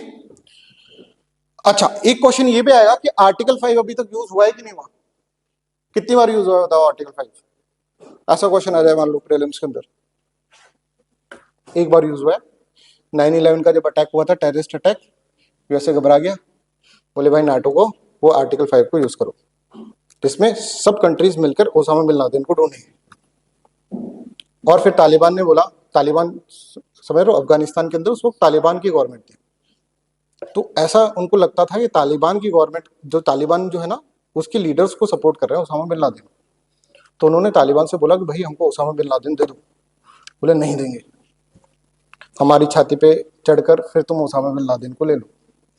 यूएसए ने बोला इट्स ओके, नाटो फोर्सेस को लेके उनकी छाती पे चढ़ गया अफगानिस्तान के अंदर, है ना। अब ये भी कॉन्सेप्ट्स मींस के हैं, बट ठीक है, आ गया जबान पे तो बता दिया, है ना। तो अब ये नाटो फोर्सेस को लिया था ना, नाटो फोर्सेस अफगानिस्तान में, समझ में आ रहा है। अभी विड्रॉल ऑफ नाटो फोर्सेस आपने देखा था, है ना। तो नाटो फोर्सेस मतलब यहाँ पर ये वाला जो आर्टिकल 5 था वो इन्वोक कर दिया, ये भी क्वेश्चन पूछा जा सकता है, क्या आर्टिकल 5 इन्वोक हुआ है अभी तक, है ना, ऐसा पूछा जाता है, कितनी बार हुआ। Yes please. सर क्वेश्चन ये है कि जो ये आर्टिकल 5 इसको डालने की जरूरत क्या है, कि जैसे कोई भी किसी को लिखा जाए तो वैसे को क्या करना है, जो आइडियोलॉजी है उसको फॉलो करना है, कि हमें ज्यादा से ज्यादा फॉलो करना है, और कोई आइडियोलॉजिकल डिफरेंसेस है इसके बारे में बोलूंगा इसमें नहीं। लेकिन ये जो मिडिल वाला क्रॉस में इसको डालने की जरूरत क्या है। अब जैसे मैं हूँ, है ना, यूएससी, मैं सोच रहा हूँ कि यार अगर मैं मान लो किसी को अपनी साइड करता हूँ तो सामने वाला मारेगा, सामने वाले उसको मारेगा कि भाई तो को नहीं जाने दूंगा, ठीक है। तो इट्स बेटर कि हम कहें कि हम ग्रुप के अंदर मारेंगे तेरे को, अगर तू उसको नहीं आने देगा हमारी साइड, तो समझ में आ गया कि हम सब मिलकर। यूएसएसआर ने नाटो की जगह एक वार्सा पैक्ट साइन करा था, जिसमें 15 मेंबर्स कंट्रीज थी, वो मिलिट्री पैक्ट था। तो ऐसे ही ब्लॉक बन रहे हैं ना, वही प्रिजनर्स डिलेमा, कि यार हमको मिलकर रहना चाहिए, नहीं तो क्या होगा, वो सामने वाला हमको मारेगा ना, मिसट्रस्ट डेवलप हो गया। तो ऐसे मिलिट्री ब्लॉक्स बनेंगे, अभी तो और भी ब्लॉक बनेंगे। नाटो समझ में आ गया, आर्टिकल 5 समझ में आएगा। Article 5 is the most important. अब क्या हुआ कि Ukraine was about to sign the NATO treaty, ठीक है, जिसमें यूक्रेन ये था कि हम भी अब पार्ट बनने वाले हैं आपको। ये रशिया जो होगा उसको थोड़ा डर लगेगा, रशिया सोचेगा यार मेरे पूरे बगल में आ जाएगा वो, जैसे आप लोगों ने बताया मेरे को भी, है ना, पूरा का पूरा ईस्टवर्ड एक्सपेंशन हो रहा है तो मेरे बगल में आ जाएगा वो नाटो। नाटो बगल में आ गया तो ये कभी भी मेरे को क्या कर सकते हैं, मैं इसको एक तो यूक्रेन को मैं तंग नहीं कर सकता। यूक्रेन जो है ना एक बफर स्टेट है, किसके बीच में, रशिया और वेस्टर्न कंट्रीज के बीच में, है ना, यूरोपियन कंट्रीज के बीच में बफर है। तो बफर है तो यूक्रेन का थोड़ा पार्ट जो है, थोड़ी डेमोग्राफी जो है ना, that is tilted toward the Russia, और जो उस साइड वाला पार्ट है that is tilted toward the western ideology, है ना। तो ये जो है ना, यूक्रेन के ऊपर जो वो दबदबा बना कर रखता था वैसा बना नहीं पाएगा। जैसे क्रीमिया को ले लिया था यूक्रेन से, क्रीमिया एनेक्सेशन, ये अपन लास्ट के अंदर पढ़ेंगे ना, उससे बहुत सारे टॉपिक्स में आपको बताऊंगा जो कि इंपॉर्टेंट है, लास्ट क्लास अपन ने इसीलिए रिजर्व कर रखी, ठीक है। यहां तक क्लियर है सबको। चलो, तो ये क्वेश्चन पूछा जा सकता है, ये यूनिक क्वेश्चंस आपके दिमाग के अंदर रहना चाहिए। ऑब्जेक्टिव आपको सबको पता है, mutual defence through the military and political means, ठीक है। पॉलिटिकल आइडियोलॉजी भी रखनी है ना अपन को साथ में। पॉलिटिकल आइडियोलॉजी क्या है? डेमोक्रेसी से पॉलिटिकल आइडियोलॉजी। अब जैसे चाइना है, China is following the principle of communism, है ना? तो कम्युनिज्म को फॉलो कर रहा है। तो आपने कभी स्टेटमेंट देखे हो बाइडन के कि जो कम्युनिस्ट कंट्री है उसने क्या कर रखा है पूरे वर्ल्ड के अंदर? अनार्की क्रिएट कर रखी है। तो कम्युनिस्ट कंट्री कौन सी है? चाइना। तो डेमोक्रेसी चाइना, ये जो इसका जो फॉरेन पॉलिसी है, यूएसए की फॉरेन पॉलिसी, उसके 4 पिलर है। One of the pillar is that कि हमको डेमोक्रेसी प्रोपोगेट करनी है वर्ल्ड के अंदर, ठीक है। दूसरा ह्यूमन राइट्स का, तीसरा है फ्रीडम ऑफ नेविगेशन, ऐसा है। तो डेमोक्रेसी फैलाना चाहता है। अब डेमोक्रेसी फैल जाएगी ना एक बार, एक एक देखो, मान लो ऑटोक्रेसी है, जैसे चाइना के अंदर उसका जो प्रेसिडेंट है उसका ही राज है, ऐसा अपन मान लेते हैं ना आसान भाषा के अंदर। डेमोक्रेसी में क्या होता है? लोग बागों का राज होता है ना? लोग जैसे चाहेंगे वैसे होगा। समझ में आ रहा है? तो यहाँ पर जब कम्युनिज्म के अंदर एक एक ही लीडर है, वो सबको डिसाइड कर रहा है, तो डिसीजन मेकिंग इसके पास ही है। ये चाहेगा तो होगा, ये चाहेगा तो यूएसए से नहीं बात करेगा, ये चाहेगा तो वो याद बात करेगा। पर डेमोक्रेसी के अंदर, जैसे भारत के अंदर डेमोक्रेसी है, तो हमको क्या है, हमारी कंट्री के अंदर देखो सारे कस्टम्स फॉलो होते हैं, ट्रेडिशंस फॉलो होते हैं, सारी कंट्रीज के साथ हमारा अच्छा रिलेशनशिप है, ठीक है। तो वो क्यों है? क्योंकि हमारे जो पीपल के पास है, we the people of India have the power, ठीक है। तो ऐसा होता है। तो डेमोक्रेटिक क्रेडेंशियल अगर फैल जाए पूरे वर्ल्ड के अंदर, तो फ्री मार्केट इकोनॉमी ईजी हो जाता है फैलाना। दैट्स वाई डेमोक्रेसी बोलती है ना। तो पॉलिटिकल का मतलब आइडियोलॉजी बेस्ड, मिलिट्री का मतलब अपन ने जो आर्टिकल 5 यहाँ पर यूज करा, ठीक है। तो I hope this is clear to everyone. ये तुमसे ऐसे पूछा जा सकता है, ठीक है। अब 2-3 ऑर्गेनाइजेशन और है, छोटी छोटी से ऑर्गेनाइजेशन है ना, नॉट सो इंपॉर्टेंट बिकॉज अब वो ऑर्गेनाइजेशन एग्जिस्ट ही नहीं करती। अब क्या होता है कि उसी टाइम पर है ना बहुत सारी और ऑर्गेनाइजेशन भी बनने लगी। कोल्ड वॉर वाला पीरियड चल रहा है, मतलब बेसिक आइडियोलॉजी अपना वही है। एक ऑर्गेनाइजेशन आपने सुना होगा, सेंटो। सेंटो मतलब सेंट्रल ट्रीटी ऑर्गेनाइजेशन, सेंटो, जिसको मिडिल ईस्ट ट्रीटी भी बोला जाता है, ठीक है। मिडिल ईस्ट ट्रीटी भी इसके अंदर बोला जाता है। पहले बोला जाता था, फिर मिडिल ईस्ट ट्रीटी को बोलकर ना बोलकर इसको सेंट्रल ट्रीटी ऑर्गेनाइजेशन ही बोलने लग गए। पहले इसको मिडिल ईस्ट ट्रीटी बोलते थे। क्यों बोलने लग गए वो हम अभी बताएंगे आपको। अब क्या होता है, देखो यूएसए सोचता है हमने नाटो तो बना लिया, बट हमको है ना और कंट्रीज आने से थोड़ी कतरा रही है, जैसे पाकिस्तान नहीं आ रहा है ना। तो हम क्या करें, हम एक और ऑर्गेनाइजेशन बना लेते हैं, जिसके अंदर एक बंदा हमारा डाल देंगे, यूनाइटेड किंगडम, और बाकी दूसरे लोग, ठीक है। तो यहाँ पे टर्की है ना, इनका अच्छा दोस्त था। Turkey was one of the allies, ठीक है, नाटो के अंदर। तो टर्की से उन्होंने बात करी, और टर्की और पाकिस्तान के बीच में अच्छा रिलेशन था, ठीक है, टर्की और पाकिस्तान। तो टर्की ने किसी तरह पाकिस्तान को मनाया कि भाई तू आ जा, एक ग्रुप बनाएंगे, नाटो मत बना, पर एक ग्रुप बना लेंगे, ठीक है। तो यहाँ पर आप देखेंगे तो ईरान बोल रहा हूँ, इराक, टर्की, ईरान, पाकिस्तान और यूनाइटेड किंगडम, ये 5 कंट्रीज मिलकर एक ग्रुप बनाएंगे, that is known as Central Treaty Organisation. मेन मकसद क्या होगा, किसको काउंटर करना होगा? सोशलिस्ट आइडियोलॉजी, है ना। मेन मकसद इसका यही होगा। देखो मेन मकसद देखें हम इसके अंदर, it was determined to keep Soviet Russia away from the Middle East, कि मिडिल ईस्ट के ऊपर कब्जा ना है ना। मिडिल ईस्ट के ऊपर पूरा का पूरा पावर जो है ना, वो कौन रखना चाहता था? यूएसए रखना चाहता था, because middle east is full of resources. अभी मैं तुमको बोलूं अरब कंट्री, तुम्हें क्या याद आएगा? कौन सा रिसोर्स याद का आएगा? ऑयल, है ना। वहां पे ऑयल बहुत था, शेख आदमी जो है वो अमीर हो गया ऐसे। तो उसकी कहानी भी समझेंगे हम जब हम ओपेक नेशंस पढ़ेंगे ना, उसके अंदर समझेंगे एक्चुअली पहले तो उनके पास कंट्रोल ही नहीं था, है ना। फिर धीरे धीरे किस तरह से कंट्रोल है, वो पूरा का पूरा ओपेक नेशन का भी एक पूरा अपना बैकग्राउंड है ना, वो अपन समझेंगे। तो रशिया को, अगर रशिया मिडिल ईस्ट के ऊपर कब्जा जमा लिया तो वो नहीं जमा पाएंगे, ऑयल रिसोर्सेज ही थे पहले, है ना। तो देखो, this was also warning to Soviet unit and other Arab countries, की अरब कंट्रीज को ये वार्निंग थी कि भाई तुम लोग क्या है, सोवियत यूनियन के साथ मत आओ, राइट। प्रिंसिपल ऑफ सेंटो वही होगा, to pay attention on their own security, कि भाई सेंटो एक ऐसी ऑर्गेनाइजेशन है जिसके अंदर ऐसा नहीं है आर्टिकल 5 और ऐसा कुछ नहीं है, पर यह है कि हम एक ग्रुप है, तो एकता में शक्ति होती है ना। तो ग्रुप पे अटैक करोगे तो फिर, तो मिडिल ईस्ट को अपनी साइड करने के लिए नाटो ने इस तरह का एक, यूएसए एंड इट्स अलायंस ने इस तरह का एक ग्रुप बनाया है ना। तो I hope this is clear. ऐसा ही अब ये ऑर्गेनाइजेशन आपस में लड़ रहे हैं इस लोग, ठीक है, और 16 मार्च 1979 को डिसॉल्व हुई, इसलिए that is not so important. पर फिर भी अगर क्वेश्चन आ जाए तो हमें कम से कम ये पता होना चाहिए, तो बेसिक आइडिया, और दूसरे इसके नेशंस, बस ये याद कर लो, और डिसॉल्व हो चुकी है, ठीक है। लास्ट ब्लू शर्ट प्लीज इधर देखो, नोट्स बाद में देख लेना है, नोट्स आपके पास ही रहेंगे, हम लेंगे नहीं आपसे नोट्स, ठीक है। अभी देखो, South East Asia Treaty Organisation, एक और एक सीटो, एक ऑर्गेनाइजेशन बनती है, ठीक है। इसके अंदर वही है, वही चीज है। ये क्या होगा, साउथ ईस्ट एशिया। अब उन्होंने देखा साउथ ईस्ट एशिया के अंदर जो कंट्रीज हैं, जबकि इसके अंदर सिर्फ 2 कंट्रीज जो है वो साउथ ईस्ट, फिलीपींस और थाईलैंड, बाकी देखो Pakistan is not south East Asia. अच्छा ये तो समझ में आता है ना, साउथ ईस्ट एशिया क्या होता है, एशिया क्या होता है, सेंट्रल एशिया क्या होता है, मिडिल ईस्ट क्या होता है, ये समझ में आ रहा है क्या, ये बताऊं, आता है? ठीक है, तो यहां पर देखो ऑस्ट्रेलिया, फ्रांस, न्यूजीलैंड, पाकिस्तान, इनमें से कोई साउथ ईस्ट एशिया है? नहीं। फिलीपींस, थाईलैंड, ये दोनों है। और यूनाइटेड किंगडम और यूनाइटेड स्टेट्स जो है ये भी नहीं है। पर इसका नाम देखो South East Asia Treaty Organisation C2 रखा गया। क्यों? जिससे ये दिखाया जाए कि देखो साउथ ईस्ट एशिया भी हमारे साथ। ठीक है, इस तरह की ऑर्गेनाइजेशंस बनी। इन ऑर्गेनाइजेशंस पे ज्यादा ध्यान नहीं देना है आपको। इन ऑर्गेनाइजेशन का बेसिक पर्पस ये होगा कम्युनिस्ट आइडियोलॉजी जो है सोवियत की उससे दूर रहें और ये सब चीजें, है ना। तो अभी कौन कौन सी ऑर्गेनाइजेशन पढ़ ली एक बार बता दो। कोल्ड वार समझिएगा, है ना, नॉन अलाइनमेंट, नाटो, C2 और सेंटो, है ना। अच्छा अब ये सब याद है ना, दिमाग में आ गई, एग्जाम तक याद रखना है बस। एग्जाम तक घूट तक कर लो, वहां पे वोमिट कर देना बस, बस दैट्स ऑल। ठीक है, वहां तक हम याद करवा देंगे आपको। अभी टेस्ट होगा कल, तो ये सारे क्वेश्चंस आपको टेस्ट में भी दिखेंगे जो भी मैं बोल रहा हूँ आपको। तो उसके लिए आप एक बार बस एक काम कर लेना, एक बार जाकर सिंगल रिवीजन कर लेना, सिंगल रिवीजन, है ना। और एक और चीज करनी है लास्ट में, रात में सोने से पहले क्या करते हो आप लोग, मोबाइल चैट करते हो और ये सब चीजें करते हो, बातें करते हो, वो सब नहीं करना। रात में सोने से पहले पूरी क्लास को एक बार रिमाइंड कर लेना। इसका एक बहुत साइंटिफिक लॉजिक है, वो अभी आपको बताऊंगा नहीं, लॉजिक से आपको मतलब नहीं होगा क्या है, बस आप कर लेना, जो कह रहा हूँ वो कर लो। 7 दिन जो कह रहा हूँ मैं वो कर लो, आपके 3 या 4 क्वेश्चन प्रीलिम्स में इसमें से आ जाएंगे। ठीक है, जैसे आप सर एक बार और बुला लेना प्रीलिम्स के एग्जाम के बाद, ये मेरी गारंटी है।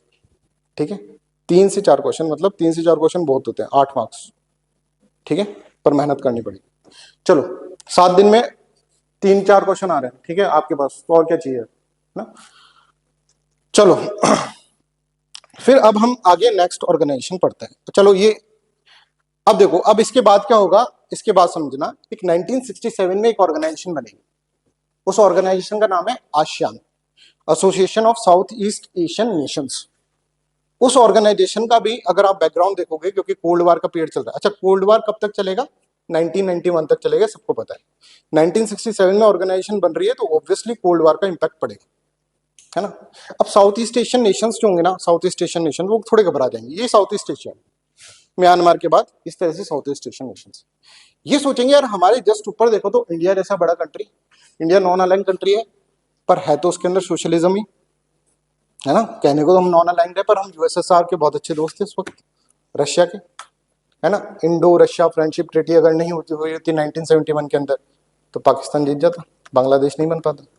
समझ में आ रहा है, ये तो सबको पता है, हम अच्छा रिलेशन। तो उन्होंने बोला यार ये वैसे तो नॉन अलाइन दिखता है, पर है तो उनका ही।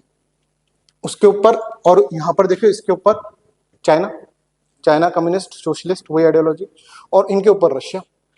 ये सब बड़े बड़े नेशंस हमारे ऊपर बैठे हैं सर पे। तो ये क्या करेंगे, ये एक ना एक दिन हमको कम्युनिस्ट बना देंगे, और हम बने रहना चाहिए क्या, बने रहना चाहते हैं क्या, कैपिटलिस्ट, है ना। तो ये सोचेंगे वही एकता में शक्ति है, एक ऑर्गेनाइजेशन हम बना देते हैं जिससे प्रोलिफरेशन ऑफ कम्युनिज्म हमारे यहाँ पे हो नहीं पाए। और इस ऑर्गेनाइजेशन को हम बताएंगे कि इकोनॉमिक ऑर्गेनाइजेशन है, पॉलिटिकल ऑर्गेनाइजेशन है, मिलिट्री ऑर्गेनाइजेशन है, हम सब बस बैठ के एक साथ रहें, जैसे कि हम कैपिटलिस्ट आइडियोलॉजी फॉलो करें। तो देखो अब ये चीज है ना, ये दैट इज वेरी इंपॉर्टेंट, कि ये कैसे आपको, ये वाला जो डायमेंशन है ना, ये आपको नोट्स में नहीं मिलेगा कहीं पे भी, है ना। पर आपको अगर आप कभी भी एग्जाम दे रहे हैं तो आप देखिए ये ऑर्गेनाइजेशन कब बनी, अगर आपको यहाँ तक याद है ना, तो ये वाला एंगल जरूर सोच लीजिएगा, है ना। तो देखो in the era of cold war an important regional organisation was established South East Asia 1967। This organisation is known as Association of South East Asian Nation. एकता में शक्ति है, इसका बेसिक कॉन्सेप्ट ये है। ठीक है, अब इसके अंदर क्या है, इसके अंदर देखो, the organisation was established with another objective of preventing proliferation of communist ideology in South East Asia. ठीक है, इसीलिए इन लोगों को satellite bloc of capitalist ideology बोलते हैं, है ना। अब इसके अंदर कितने नेशंस हैं इसमें, आसियान में किसी को पता है कितने नेशंस हैं? 10 है, एक और ऐड हो चुका है, ईस्ट तिमोर और ऐड हो चुका है। ठीक है, वो अपन को इस तरह से अपन को याद रखना है, 11 नेशन अभी तक। क्यों 10, क्यों, क्योंकि 3-4 साल से प्रिपरेशन कर रहे हैं, 10-10-10 नेशन। आसियान मतलब 10 नेशन, आसियान मतलब 10 नेशन, यहाँ पे खेल सकता है यूपीएससी, हाँ। ग्रुप ऑफ 10 नेशंस लिख दे, हल्का सा, group of 10 south East Asian nation लिखे, 10 अपन को दिखा नहीं आउट ऑफ प्रेशर, या इतना दिमाग नहीं लगा, 11 नेशंस हो गया, है ना। चलो तो देखो फाउंडिंग मेंबर्स कौन कौन है, Indonesia, Malaysia, Philippines, Singapore, Thailand, समझ गए। तो फाउंडिंग मेंबर्स आपको याद करने, इसके तो सारे मेंबर्स याद करने हैं, वो आपको याद भी होंगे।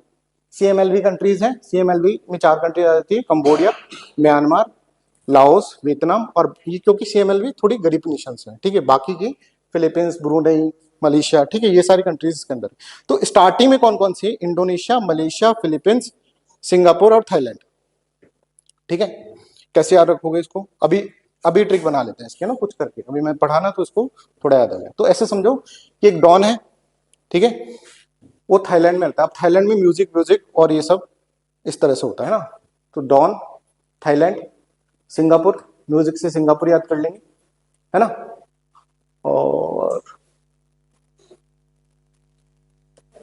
और भी कुछ बना लेंगे, है ना।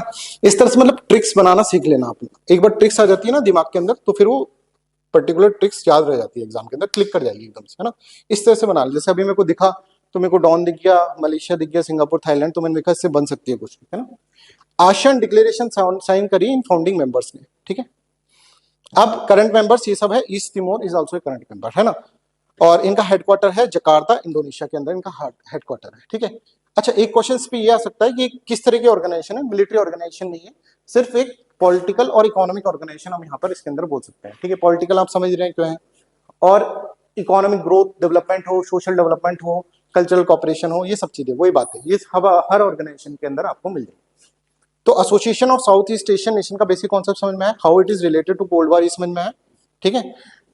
चलो अब एक्चुअली ये जो है ना east Timor, that become important, east Timor important हो जाएगा, तो उसकी लोकेशन अपन देख लेते हैं, ईस्ट तिमोर कहां पर है ना मैप में। यह है ईस्ट तिमोर, कौन से ओशन में, हाँ तो डर क्यों, पैसिफिक में ही है ना। Pacific, east Timor Pacific ocean में, ऑस्ट्रेलिया के ऊपर है, नीचे ऊपर है, ठीक है। अगर हम देखेंगे ऑस्ट्रेलिया की किस डायरेक्शन में, नॉर्थ वेस्ट डायरेक्शन, ऐसा पूछा जा सकता है क्वेश्चन, ठीक है।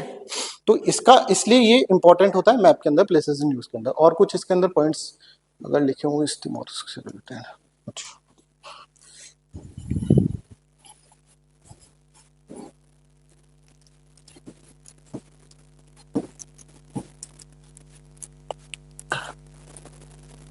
चलो एक और चीज है कि आसियान जो कंट्रीज है ना, इन्होंने एक ये बोला कि यार हम अपने नेशंस के साथ तो है ना, जो भी 11 नेशंस है, आपस में फ्री ट्रेड एग्रीमेंट कर रहे हैं, मतलब कोई ड्यूटी व्यूटी नहीं लगी कि 10 रुपए की चीज 10 रुपए में ही जाएगी दूसरी जगह, ठीक है।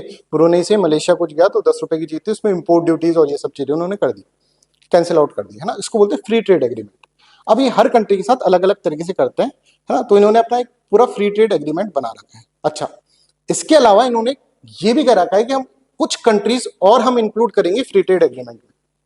तो एक क्वेश्चन ये आया था प्रीलिम्स एग्जामिनेशन के अंदर पहले, ठीक है, प्रीवियस ईयर के अंदर, कि कौन सी कंट्री जो है ना वो फ्री ट्रेड एग्रीमेंट के अंदर है। तो क्यों अभी ऐसे क्यों है, अगर मान लो 50 कंट्री होती तो नहीं आता क्वेश्चन, 6 ही कंट्री है ना, इसलिए। तो जो जहां पर कम दिख रही है ना नेशंस, उनको याद कर लो, जैसे फाउंडिंग मेंबर्स कम है तो अपन याद कर सकते हैं, ठीक है। इसी तरह से हम यहाँ पर देखें तो China, Japan, Republic of Korea, India, Australia and New Zealand, इनके साथ इन्होंने क्या कर रखा है, फ्री ट्रेड एग्रीमेंट साइन कर रखा है आसियान कंट्रीज ने। ये आपको ये पॉइंट याद रखना होगा, ठीक है। अच्छा, यूपीएससी के अंदर जो प्रीवियस ईयर के क्वेश्चंस होते हैं ना वो रिपीट हो जाते हैं कभी कभार, हो सकता है एक स्टेटमेंट आपके पास याद है, है ना, वन ऑफ द स्टेटमेंट्स वापस रिपीट हो जाए। तो अब देखो कंट्री तो 6 है, पर एग्रीमेंट जो है वो 5 साइन करे हुए हैं, ठीक है, क्योंकि ऑस्ट्रेलिया और न्यूजीलैंड का सेम ही कर दिया। तो ऑस्ट्रेलिया, न्यूजीलैंड, इंडिया और चाइना और साउथ कोरिया और जापान, ऐसे ग्रुप में भी याद करना सीखो। जैसे मान लो कुछ ऐसा याद करना है कि कौन कौन सी कंट्रीज है इसके अंदर, तो ऑस्ट्रेलिया और न्यूजीलैंड में अपने पास पास है, वो याद हो जाएगा। इंडिया चाइना का हमेशा लड़ाई झगड़ा चलता रहता है, वो याद हो जाएगा। और जापान के पास साउथ कोरिया है, याद हो जाएगा। तो ये सब क्या है, आसियान्स के क्या है, आसियान्स के मेंबर्स, ठीक है ना। और कुछ भी याद नहीं होता ना तो मेरे को बता देना, मैं सबके ट्रिक्स बनाकर आपको बता दूंगा एक दिन, ठीक है। चलो, I hope this is clear to everyone, यहां तक सबको इसके अंदर क्लियर हो गया, सारा पॉइंट्स इसके अंदर कवर हो गया। चलो ठीक है, ठीक है। चलो अब नेक्स्ट ऑर्गेनाइजेशन जो है that is your SU, Shanghai cooperation Organisation. इसका अलग खानी है, है ना, अलग कहानी है, पर वो मैं आपको थोड़ा सा बताता हूँ, कोल्ड वॉर से रिलेटेड है ये भी, है ना। सर थोड़ा पानी।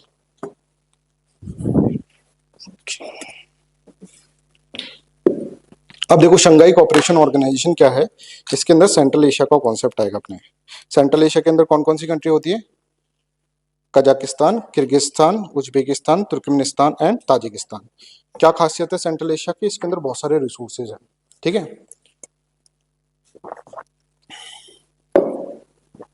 अब देखो क्या था, 1991 से पहले कोल्ड वॉर चल रहा है, पूरा कंट्रोल किसके हाथ में है इनका? सेंट्रल एशिया का, रशिया के हाथ में, है ना। रशिया इसको पूरा कंट्रोल कर रहा है। रशिया ने इसका बहुत डेवलपमेंट भी करा, बहुत सारी पाइपलाइन भी बनाई, बहुत सारे रिसोर्सेज का यूटिलाइजेशन भी करा। आज जो भी इसका डेवलपमेंट है ना, वो रशिया ने ही करा है वंस अपॉन ए टाइम, ठीक है। 1991 में डिसइंटीग्रेशन ऑफ यूएसएसआर होता है, वो सारे जो नेशन है 15 सब अलग अलग हो जाते हैं। यूक्रेन ने बोला हम इंडिपेंडेंट, रशिया अपना अलग कंट्री, सबका टूट कर सब टूट जाता है ना। और ये सारी कंट्रीज भी अलग अलग हो जाएंगी। अब ये कंट्रीज कौन कौन सी है? काजाकिस्तान, उज्बेकिस्तान, तुर्कमेनिस्तान, ताजिकिस्तान और किर्गिस्तान, है ना, ये 5 कंट्री। अब इनके अंदर बहुत सारे रिसोर्सेज हैं, पर जैसे ये टूटते हैं ना, ये पांचों नेशंस अलग अलग होते हैं ना इंडिपेंडेंट, इन सब के अंदर है ना डिक्टेटर बैठे होता है। पांचों कंट्रीज के अंदर अपने अलग अलग डिक्टेटर्स, लीडर्स जो हैं वो डिक्टेटर्स। अब पहले तो क्या है, रशिया ने इनको दबा के रख रखा था। रशिया बोलते थे वो होता था, तो आपस में समझौता बना रहता था। अब ये सब आपस में लड़ने लग गए, हम लड़े आपस में कि भाई ये बाउंड्री, इतना एरिया हमारा, इतना एरिया हमारा, ये एरिया हमारा है, ऐसे लड़ने लगे, क्योंकि ऊपर जो पावर बैठी है वो चली गई है ना। तो जब ऊपर पावर चली जाती है, अपन देखा जैसे मुगल एम्पायर डिसइंटीग्रेट हुआ, औरंगजेब की डेथ हुई, तो सब अपना अपना बनाने लग गए ना फिर, है ना। बंगाल ने बोला हम इंडिपेंडेंट, है ना, हम इस तरह से होंगे, राइट। सब जगह उन्हें, वैसे ये लोग भी अलग अलग होने लगे, इन सब में डिक्टेटर बैठे। डिक्टेटर की एक है कि उसकी एक बार सड़क चढ़ गई ना, तो फिर वो वही करेगा। अब यहां पर इतना इंपॉर्टेंट रीजन जिसके अंदर क्या है, जिसके अंदर आप देख रहे हैं कि बहुत सारे रिसोर्सेज हैं, वो क्या है, आपस के अंदर डिस्टेबल हो रहा है, ठीक है, आपस के अंदर लड़ रहा है, because of demarcation of boundaries यहां पर हो नहीं पा रही। 1990s के अंदर चाइना ग्रो कर गया था, चाइना बिकम रिसोर्स हंग्री, इसको रिसोर्स चाहिए, वर्ल्ड के जो भी रिसोर्सेज है मेरे को दे दो, मैं डेवलपमेंट कर दूंगा, है ना। और यहां पर देखना है रशिया है, ये दो बड़ी नेशंस हैं, ये दोनों बड़े नेशंस ने सोचा भाई क्या करें, ये लोग तो मान नहीं रहे, आपस में लड़ रहे हैं, और ये रिसोर्स है, अगर ये केक जो है इतना बड़ा सारा केक है, इसको अगर अपन इससे केक को ले सकते हैं, तो वो एक ये होगा कि इसके अंदर पहले स्टेबिलिटी क्रिएट करनी पड़ेगी। तो चाइना ने बोला बिल्कुल सही कहा यार, मैं भी रिसोर्स हंग्री हो चुका हूं अभी, और रशिया, चाइना और रशिया इन दोनों के साथ एक ट्रीटी साइन करते हैं। अच्छा, चाइना के लिए कौन कौन सी कंट्रीज इंपॉर्टेंट है जो कि चाइना के साथ बॉर्डर कर रही है? कौन कौन कर रही है? केकेटी, काजाकिस्तान, किर्गिस्तान और ताजिकिस्तान। ये समझ में आ रहा है? तो चाइना क्या कहेगा, चाइना इन तीनों कंट्रीज को बुलाएगा फोन करके, यार तुम्हारा झगड़ा चल रहा है, मैं सॉर्ट आउट करता हूँ, और रशिया को भी बुला ले। रशिया प्लस चाइना और ये 3 कंट्रीज मिलकर कितने हो गए?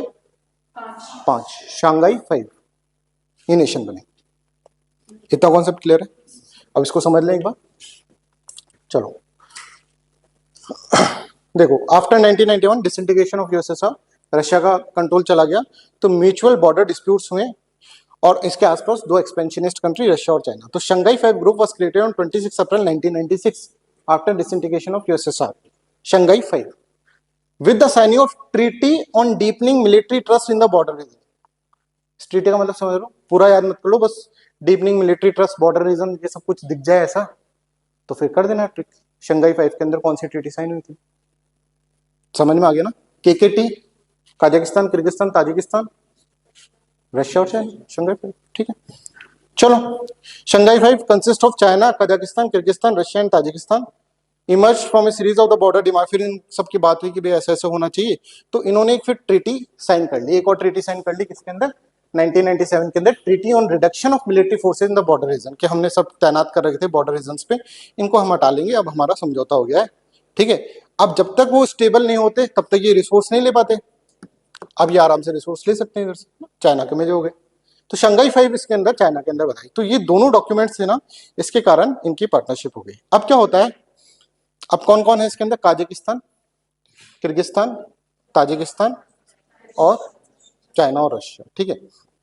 अब 2001 के अंदर जब इनका पूरा बॉर्डर इश्यूज खत्म हो जाता है, तो 2001 के अंदर एक और कंट्रीज के अंदर एंटर करेगा, that is known as Uzbekistan. Uzbekistan इसके अंदर आएगा कि साहब मुझे भी ले लो, है ना। और ये बन जाएगा, ये जो होगा शंघाई 5 बन जाएगा शंघाई 6, ठीक है। और इसके अंदर ये 6 लोग जो होंगे ना, एक डिक्लेरेशन साइन कर देंगे कि हम आपस के अंदर एक political, economic and military organisation बना रहे हैं, ठीक है। मिलिट्री ऑर्गेनाइजेशन क्या है बताएंगे आप। तो पॉलिटिकल, इकोनॉमिक और मिलिट्री ऑर्गेनाइजेशन शंघाई 5 है। तो यहां पर देखो, in 2001 annual summit return to the Shanghai, there are 5 members nation, first admitted Uzbekistan in the Shanghai 5 mechanism, then all 6 had signed treaty on 15th June 2001 declaration of Shanghai Cooperation Organization। यहां से ये बन गई है। फिर 2000, अब देखो अब क्या होता है कि सेंट्रल एशिया, अब ये सब मिलकर क्या करना चाह रहे हैं, ये सब मिलकर सेंट्रल एशिया के रिसोर्सेज को लेना चाह रहे हैं, है ना। तुर्कमेनिस्तान ने मना कर रखा है, भैया मेरे रिसोर्सेज मैं नहीं लूंगा इससे, है ना, इसलिए तुर्कमेनिस्तान इज नॉट देयर। अब क्या होगा, इंडिया सोचेगा यार मैं भी तो ग्रो कर रहा हूँ, India is also becoming resource hungry, और ये सेंटर ऑफ अट्रैक्शन है, ठीक है, रिसोर्सेज के पास है। तो इंडिया बात करेगा किससे, रशिया से, कि भाई मेरे को भी ले ले, केक कटे तो सब में बटना चाहिए, है ना। अब चाइना क्या सोचेगा, चाइना सोचेगा इंडिया आ गया तो दिक्कत हो जाएगी, मेरी पावर कम हो जाएगी, है ना। तो इंडिया क्या बोलेगा, मेरे दोस्त को ले लो, पाकिस्तान को। तो एक टाइम पीरियड के बाद 2017 के अंदर दोनों कंट्री एक साथ आती है यहाँ पर, ठीक है। तो देखो in 9 June 2017 got membership at the summit Astana Kazakhstan, कौन, India and India and Pakistan, ठीक है। अब ये देखो अस्थाना कजाकिस्तान कैसे याद करोगे कि इंडिया और पाकिस्तान आपस में लड़ते हैं, लड़ाई कहां पे सॉर्ट आउट होती है, पुलिस थाना अस्थाना, अस्थाना से याद आ जाएगा, अस्थाना में बुलाया। और अब मान लीजिए अस्थाना नहीं आता, कजाकिस्तान आ जाता है, अस्थाना में बुलाया, है ना। आपको ये नहीं पता कि अस्थाना और कजाकिस्तान एक कैपिटल है, ऐसा नहीं पता आपको, मान लीजिए। तो कजाकिस्तान को कैसे याद करोगे, दोनों को बुलाया और दोनों को, एक होता है ना एक मिठाई होती है गजक, गजक, है ना, वैसे याद कर लो। ये तो फिर भूल जाओगे एग्जाम में क्या मतलब है ना, कुछ भी दिमाग में जैसा आ रहा है ना वैसे मैं बोलता जा रहा हूँ। अस्थाना कजाकिस्तान ऐसे याद करोगे, हमको प्रीलिम्स में क्लियर ही करना है ना, बस प्रीलिम्स के अंदर टिक करना है। अब देखो ऐसा आ जाता है और तुम भूल जाते हो, मान लो उस वक्त 2 नंबर चले जाए फालतू में, तो अपन ऐसे कुछ ट्रिक्स बनाकर सब कुछ याद कर लेंगे, ठीक है। तो I hope this is clear to everyone. तो एक बार वापस सोचो, एक बार एससीओ ऑर्गेनाइजेशन है, ठीक है। सेंट्रल 1991 में डिसइंटीग्रेशन ऑफ यूएसएसआर हुआ, रशिया एक डेब्रीज पे बड़ा कंट्री बन गया, ठीक है। और उसका कंट्रोल जो है सेंट्रल एशिया से छूट गया। Central Asia resource rich country है, चाइना कहेगा भाई इसके अंदर से रिसोर्स लूं, रशिया बोलेगा मैं भी लूं, पर ये आपस में लड़ रहे हैं। इनके लड़ाई का सुलटारा करने के लिए शंघाई 5 बना, केकेटी, है ना, रशिया और चाइना। फिर इसके बाद क्या हुआ, इसके बाद फिर शंघाई 6 बना 2001 के अंदर, ठीक है, 2001 के अंदर। अब 2001 के अंदर क्यों बना ये भी समझ में आना चाहिए आपको, क्योंकि 2001 के अंदर तालिबान जो था ना अफगानिस्तान से, वो कम हो गया था बिकॉज ऑफ 9/11 अटैक, ठीक है। तो उसके आसपास ही ये बना है शंघाई, है ना। अब इसका भी बहुत सारे लॉजिक्स हैं, है ना, पीछे की बहुत सारी कहानियां हैं, वो सब चीजें मैं अवॉइड कर रहा हूँ, ठीक है, जितना अवॉइड कर पा रहा हूँ, नहीं तो अंदर से निकल रही हूँ, क्योंकि पता होता है ना चीज तो ऐसा लगता है बता दे, पर वो आपके अभी काम का नहीं है, मेंस के अंदर आपको बहुत इंटरेस्टिंगली वो बता देंगे, ठीक है। और एक रीजन मैं बताना चाहूंगा कि यूनाइटेड स्टेट्स ऑफ अमेरिका इतने साल तक अफगानिस्तान में क्या कर रहा था, क्यों था, सोच कर देखा है। उसामा बिन लादेन की तो डेथ हो गई थी, फिर क्यों था, क्या उसको फर्क पड़ता है कि यार हम चल जाएंगे तो तालिबान आ जाएगा, और तालिबान आ जाएगा तो यहाँ पे ह्यूमन राइट्स का वायलेशन हो जाएगा, नहीं पड़ता। सेंट्रल एशिया के पास रहें, उसके रिसोर्सेज हम भी ले लें, नहीं तो यही मिल बांट कर खा जाएंगे, ये भी एक रीजन था, है ना। खैर अब देखो, अब इसके बाद क्या हुआ, इसके बाद फिर एक और मेंबर आया, ठीक है। कौन सा मेंबर आया, ईरान। ईरान किसका दोस्त है, ईरान भारत का भी दोस्त है और चाइना का भी दोस्त है, ठीक है, और रशिया के ऊपर। ईरान सबसे ज्यादा दुश्मनी किससे करता है, यूएसए से, बहुत पुरानी दुश्मनी है ना, जो तो जाते ही दुश्मनी, ठीक है, वैसे दुश्मनी है, ठीक है। चलो, तो एससीओ के अंदर अब यहाँ पे 9 मेंबर्स हो गए, China, Kazakhstan, Kyrgyzstan, Russia, Tajikistan, Uzbekistan, Turkmenistan के अलावा सारे, है ना। और इंडिया पाकिस्तान आपको पता ही है, ईरान आ गया, ये सब, ठीक है। कभी कभार बहुत मुश्किल है, ऐसा क्वेश्चन आता नहीं है, ऑब्जर्वर स्टेट्स कौन से हैं ये पूछ लेते हैं, डायलॉग पार्टनर्स कौन से हैं ये पूछ लेते हैं, पर मत याद करना, अब कितना याद करोगे, है ना, ये रहने देना। कभी किस्मत ही खराब है तो फिर सबकी खराब है ना, अपनी थोड़ी ना, कॉम्पिटिटिव एग्जाम, ठीक है। सीरियस इतना स्माइलिंग फेस रखो, आराम से पढ़ो, कोई दिक्कत नहीं, कहानी तो चल रही है, और कुछ ऐसा कुछ बर्डन आया दिमाग पर, कितने सारे ऑर्गेनाइजेशन पढ़ लिए, सबका बेसिक कॉन्सेप्ट याद आ गया, याद भी हो रहा है, तो खुश रहो ना, ठीक है। चलो, ऑब्जर्वर स्टेट और डायलॉग पार्टनर्स क्या होते हैं, ऑब्जर्वर स्टेट मतलब उसको बुलाया जाएगा यहाँ पर, कि हम जब भी सबमिट करेंगे ना, तू आ जाना भाई और तू देखता रहना, बस ऑब्जर्व करता रहना हम कैसे करते हैं कैसे करते हैं। किसी एक टाइम पर हम हो सकता है कि तेरे को भी ईरान पहले ऑब्जर्वर स्टेट ही था। डायलॉग पार्टनर कि तुम बोल भी सकते हो, आकर अपनी बातें कर सकते हो, है ना। एससीओ की सबमिट होगी तो आप आकर बात कर सकते हो। चलो, तो I hope this is clear to everyone. यहाँ तक सबको इसके अंदर क्लियर है। अब देखो, शंघाई कोऑपरेशन ऑर्गेनाइजेशन के अंदर है ना 3 बॉडीज है, जिसकी वेबसाइट से लिया गया है। एक head of state of council है, जिसके अंदर जो भी हेड होते हैं, प्राइम मिनिस्टर्स, प्रेसिडेंट जो होते हैं वो रहते हैं, ठीक है। हेड ऑफ गवर्नमेंट काउंसिल और एससीओ फॉरेन मिनिस्टर काउंसिल्स, ठीक है, 3 होती है, नॉट सो इंपॉर्टेंट। अब मैंने आपको एक चीज बोली थी कि क्या है कि ये एक तरह से मिलिट्री ऑर्गेनाइजेशन है, political, economic and military organisation. अब मिलिट्री ऑर्गेनाइजेशन ये क्यों है, ये हम इसके अंदर समझते हैं। देखो, इसके जस्ट नीचे अफगानिस्तान है। अफगानिस्तान बड़ा खतरनाक है ना। अफगानिस्तान को पता है, एक शब्द बोलते हैं अफगानिस्तान के लिए, ग्रेवयार्ड्स ऑफ एम्पायर, है ना, कब्रगाह है। जो आता है ना वहां पर दफन ही हो जाता है। यूएसएसआर जब पावरफुल था, यूएसएसआर वो आया था उसके पास 1970s के अंदर, 79, है ना। तो वो भी कुछ नहीं कर पाया। यूएसए आया, यूएसए भी कुछ नहीं कर पाया, वापस तालिबान आ गया। तो यहाँ पर तालिबान जो था ना, और बहुत सारे ऐसे ग्रुप जो कट्टर ग्रुप हैं वो हैं जो कि टेररिज्म फैलाते हैं, ठीक है। और जो तुर्कमेनिस्तान के अंदर भी एक ग्रुप है, ईस्ट तुर्कमेनिस्तान ग्रुप, ठीक है, उसका नाम इस तरह से है। तो वो भी क्या है, वो भी इनके अंदर डिस्टर्बेंस क्रिएट करता है। तो उसके लड़ने के लिए एक ऑर्गेनाइजेशन होनी चाहिए, military organisation. That organisation known as RATS. RATS organisation वो है, ठीक है, regional anti terrorist structure organisation. This is a military organisation, that's why एक मिलिट्री ग्रुप भी है। तो आपको कभी पूछा जाए पॉलिटिकल एंड इकोनॉमिक ओनली, तो नहीं, पॉलिटिकल, इकोनॉमिक एंड मिलिट्री, ठीक है। तो रैट्स के बारे में देखो, रैट्स जो है 2002 के अंदर बना था, काउंटर टेररिज्म, ठीक है, collective military intelligence and security of the SCO region. इसके लिए एक रैट ऑर्गेनाइजेशन यहाँ पर इसके अंदर बना था। तो ये एससीओ ऑर्गेनाइजेशन समझ में आ गई।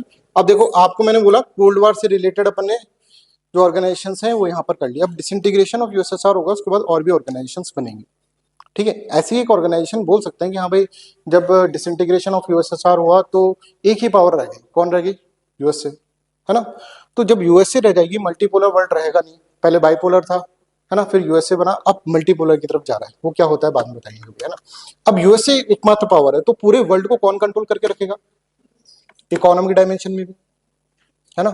डब्ल्यूटीओ किसकी सुनेगा, यूएसए की सुनेगा। वर्ल्ड बैंक किसकी सुनेगा, यूएसए की सुनेगा। आईएमएफ यूएसए की सुनेगा। अब रशिया का दिमाग खराब हो, रशिया और चाइना बोलता है यार हमारी तो कोई सुनता ही नहीं।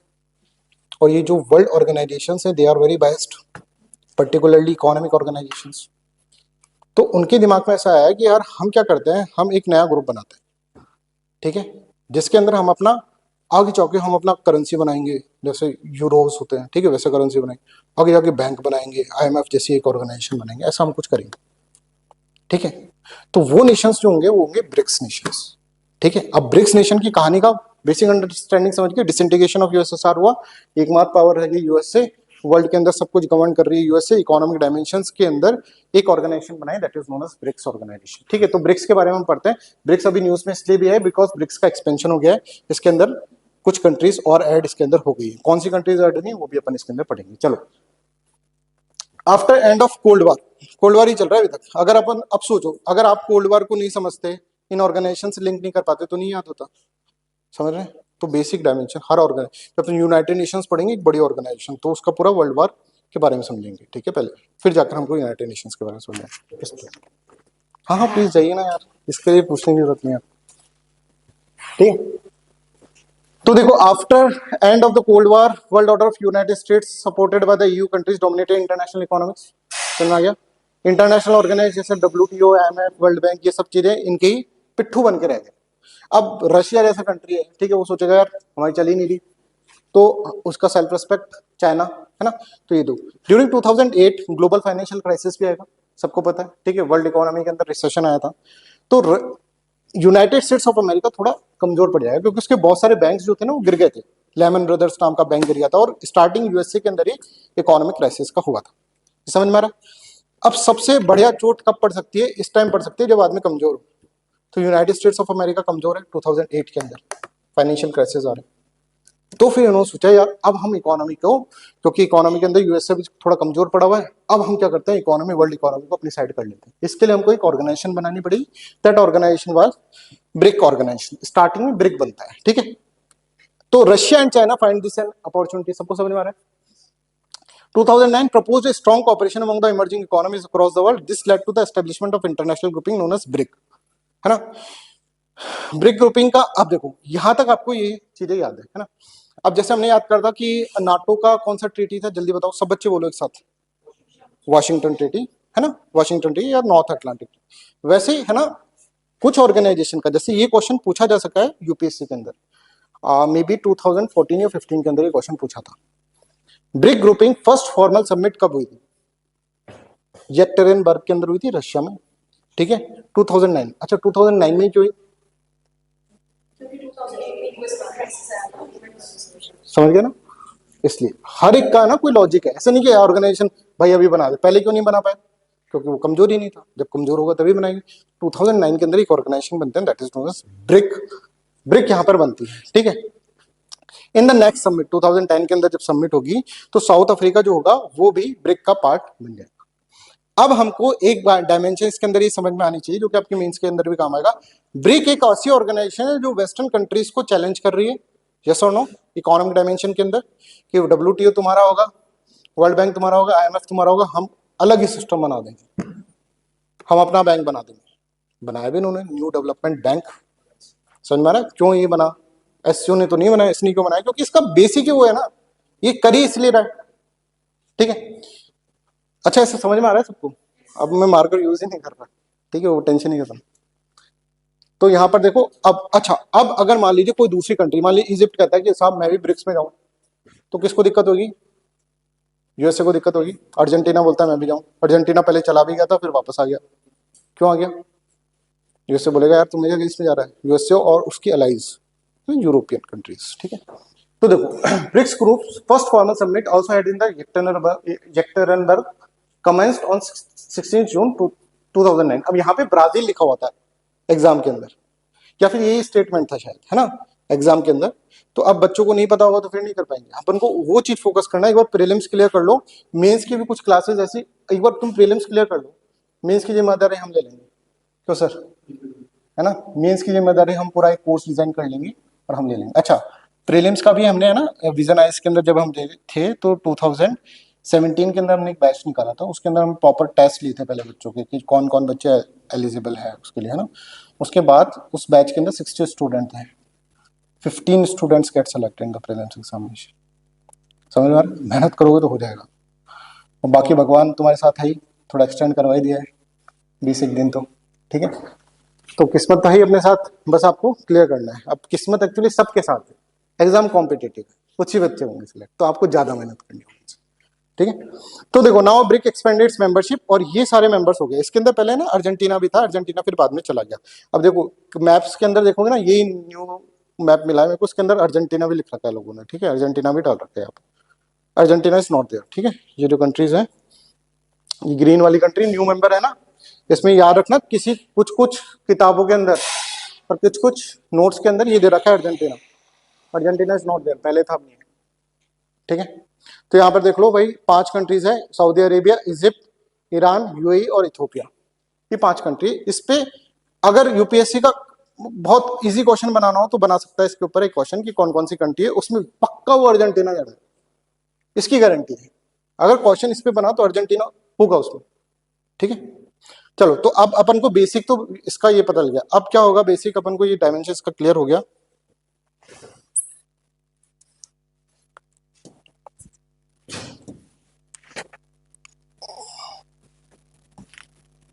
भी अलग समस्या है क्या? चलो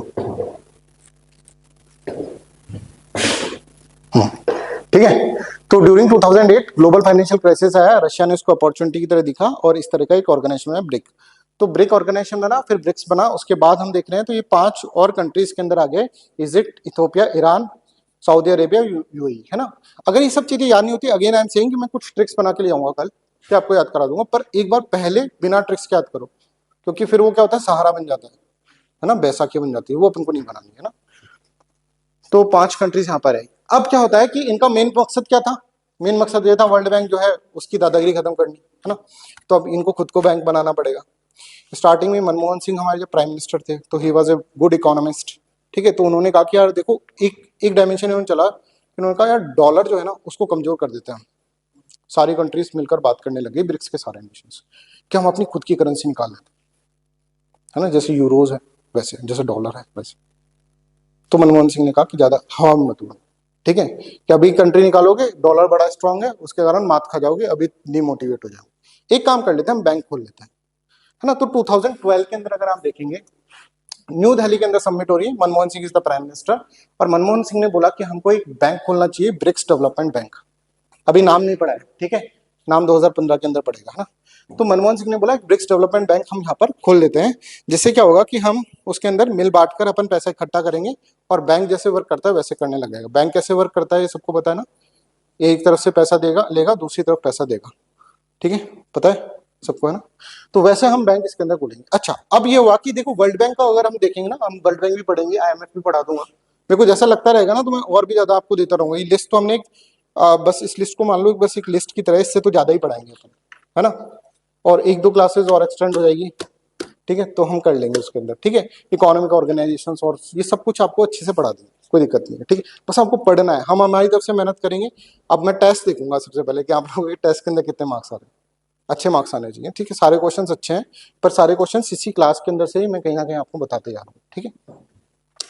चलो, तो यहाँ पे देखो, we have consider the possibility of setting up 2014 का है, ये ब्रिक्स का डिक्लेरेशन है, setting of new development bank for mobilisation of resources infrastructure sustainable development, इसके लिए गरीब देशों को हम लोन देंगे, है ना, इस तरह की इन्होंने बात करी।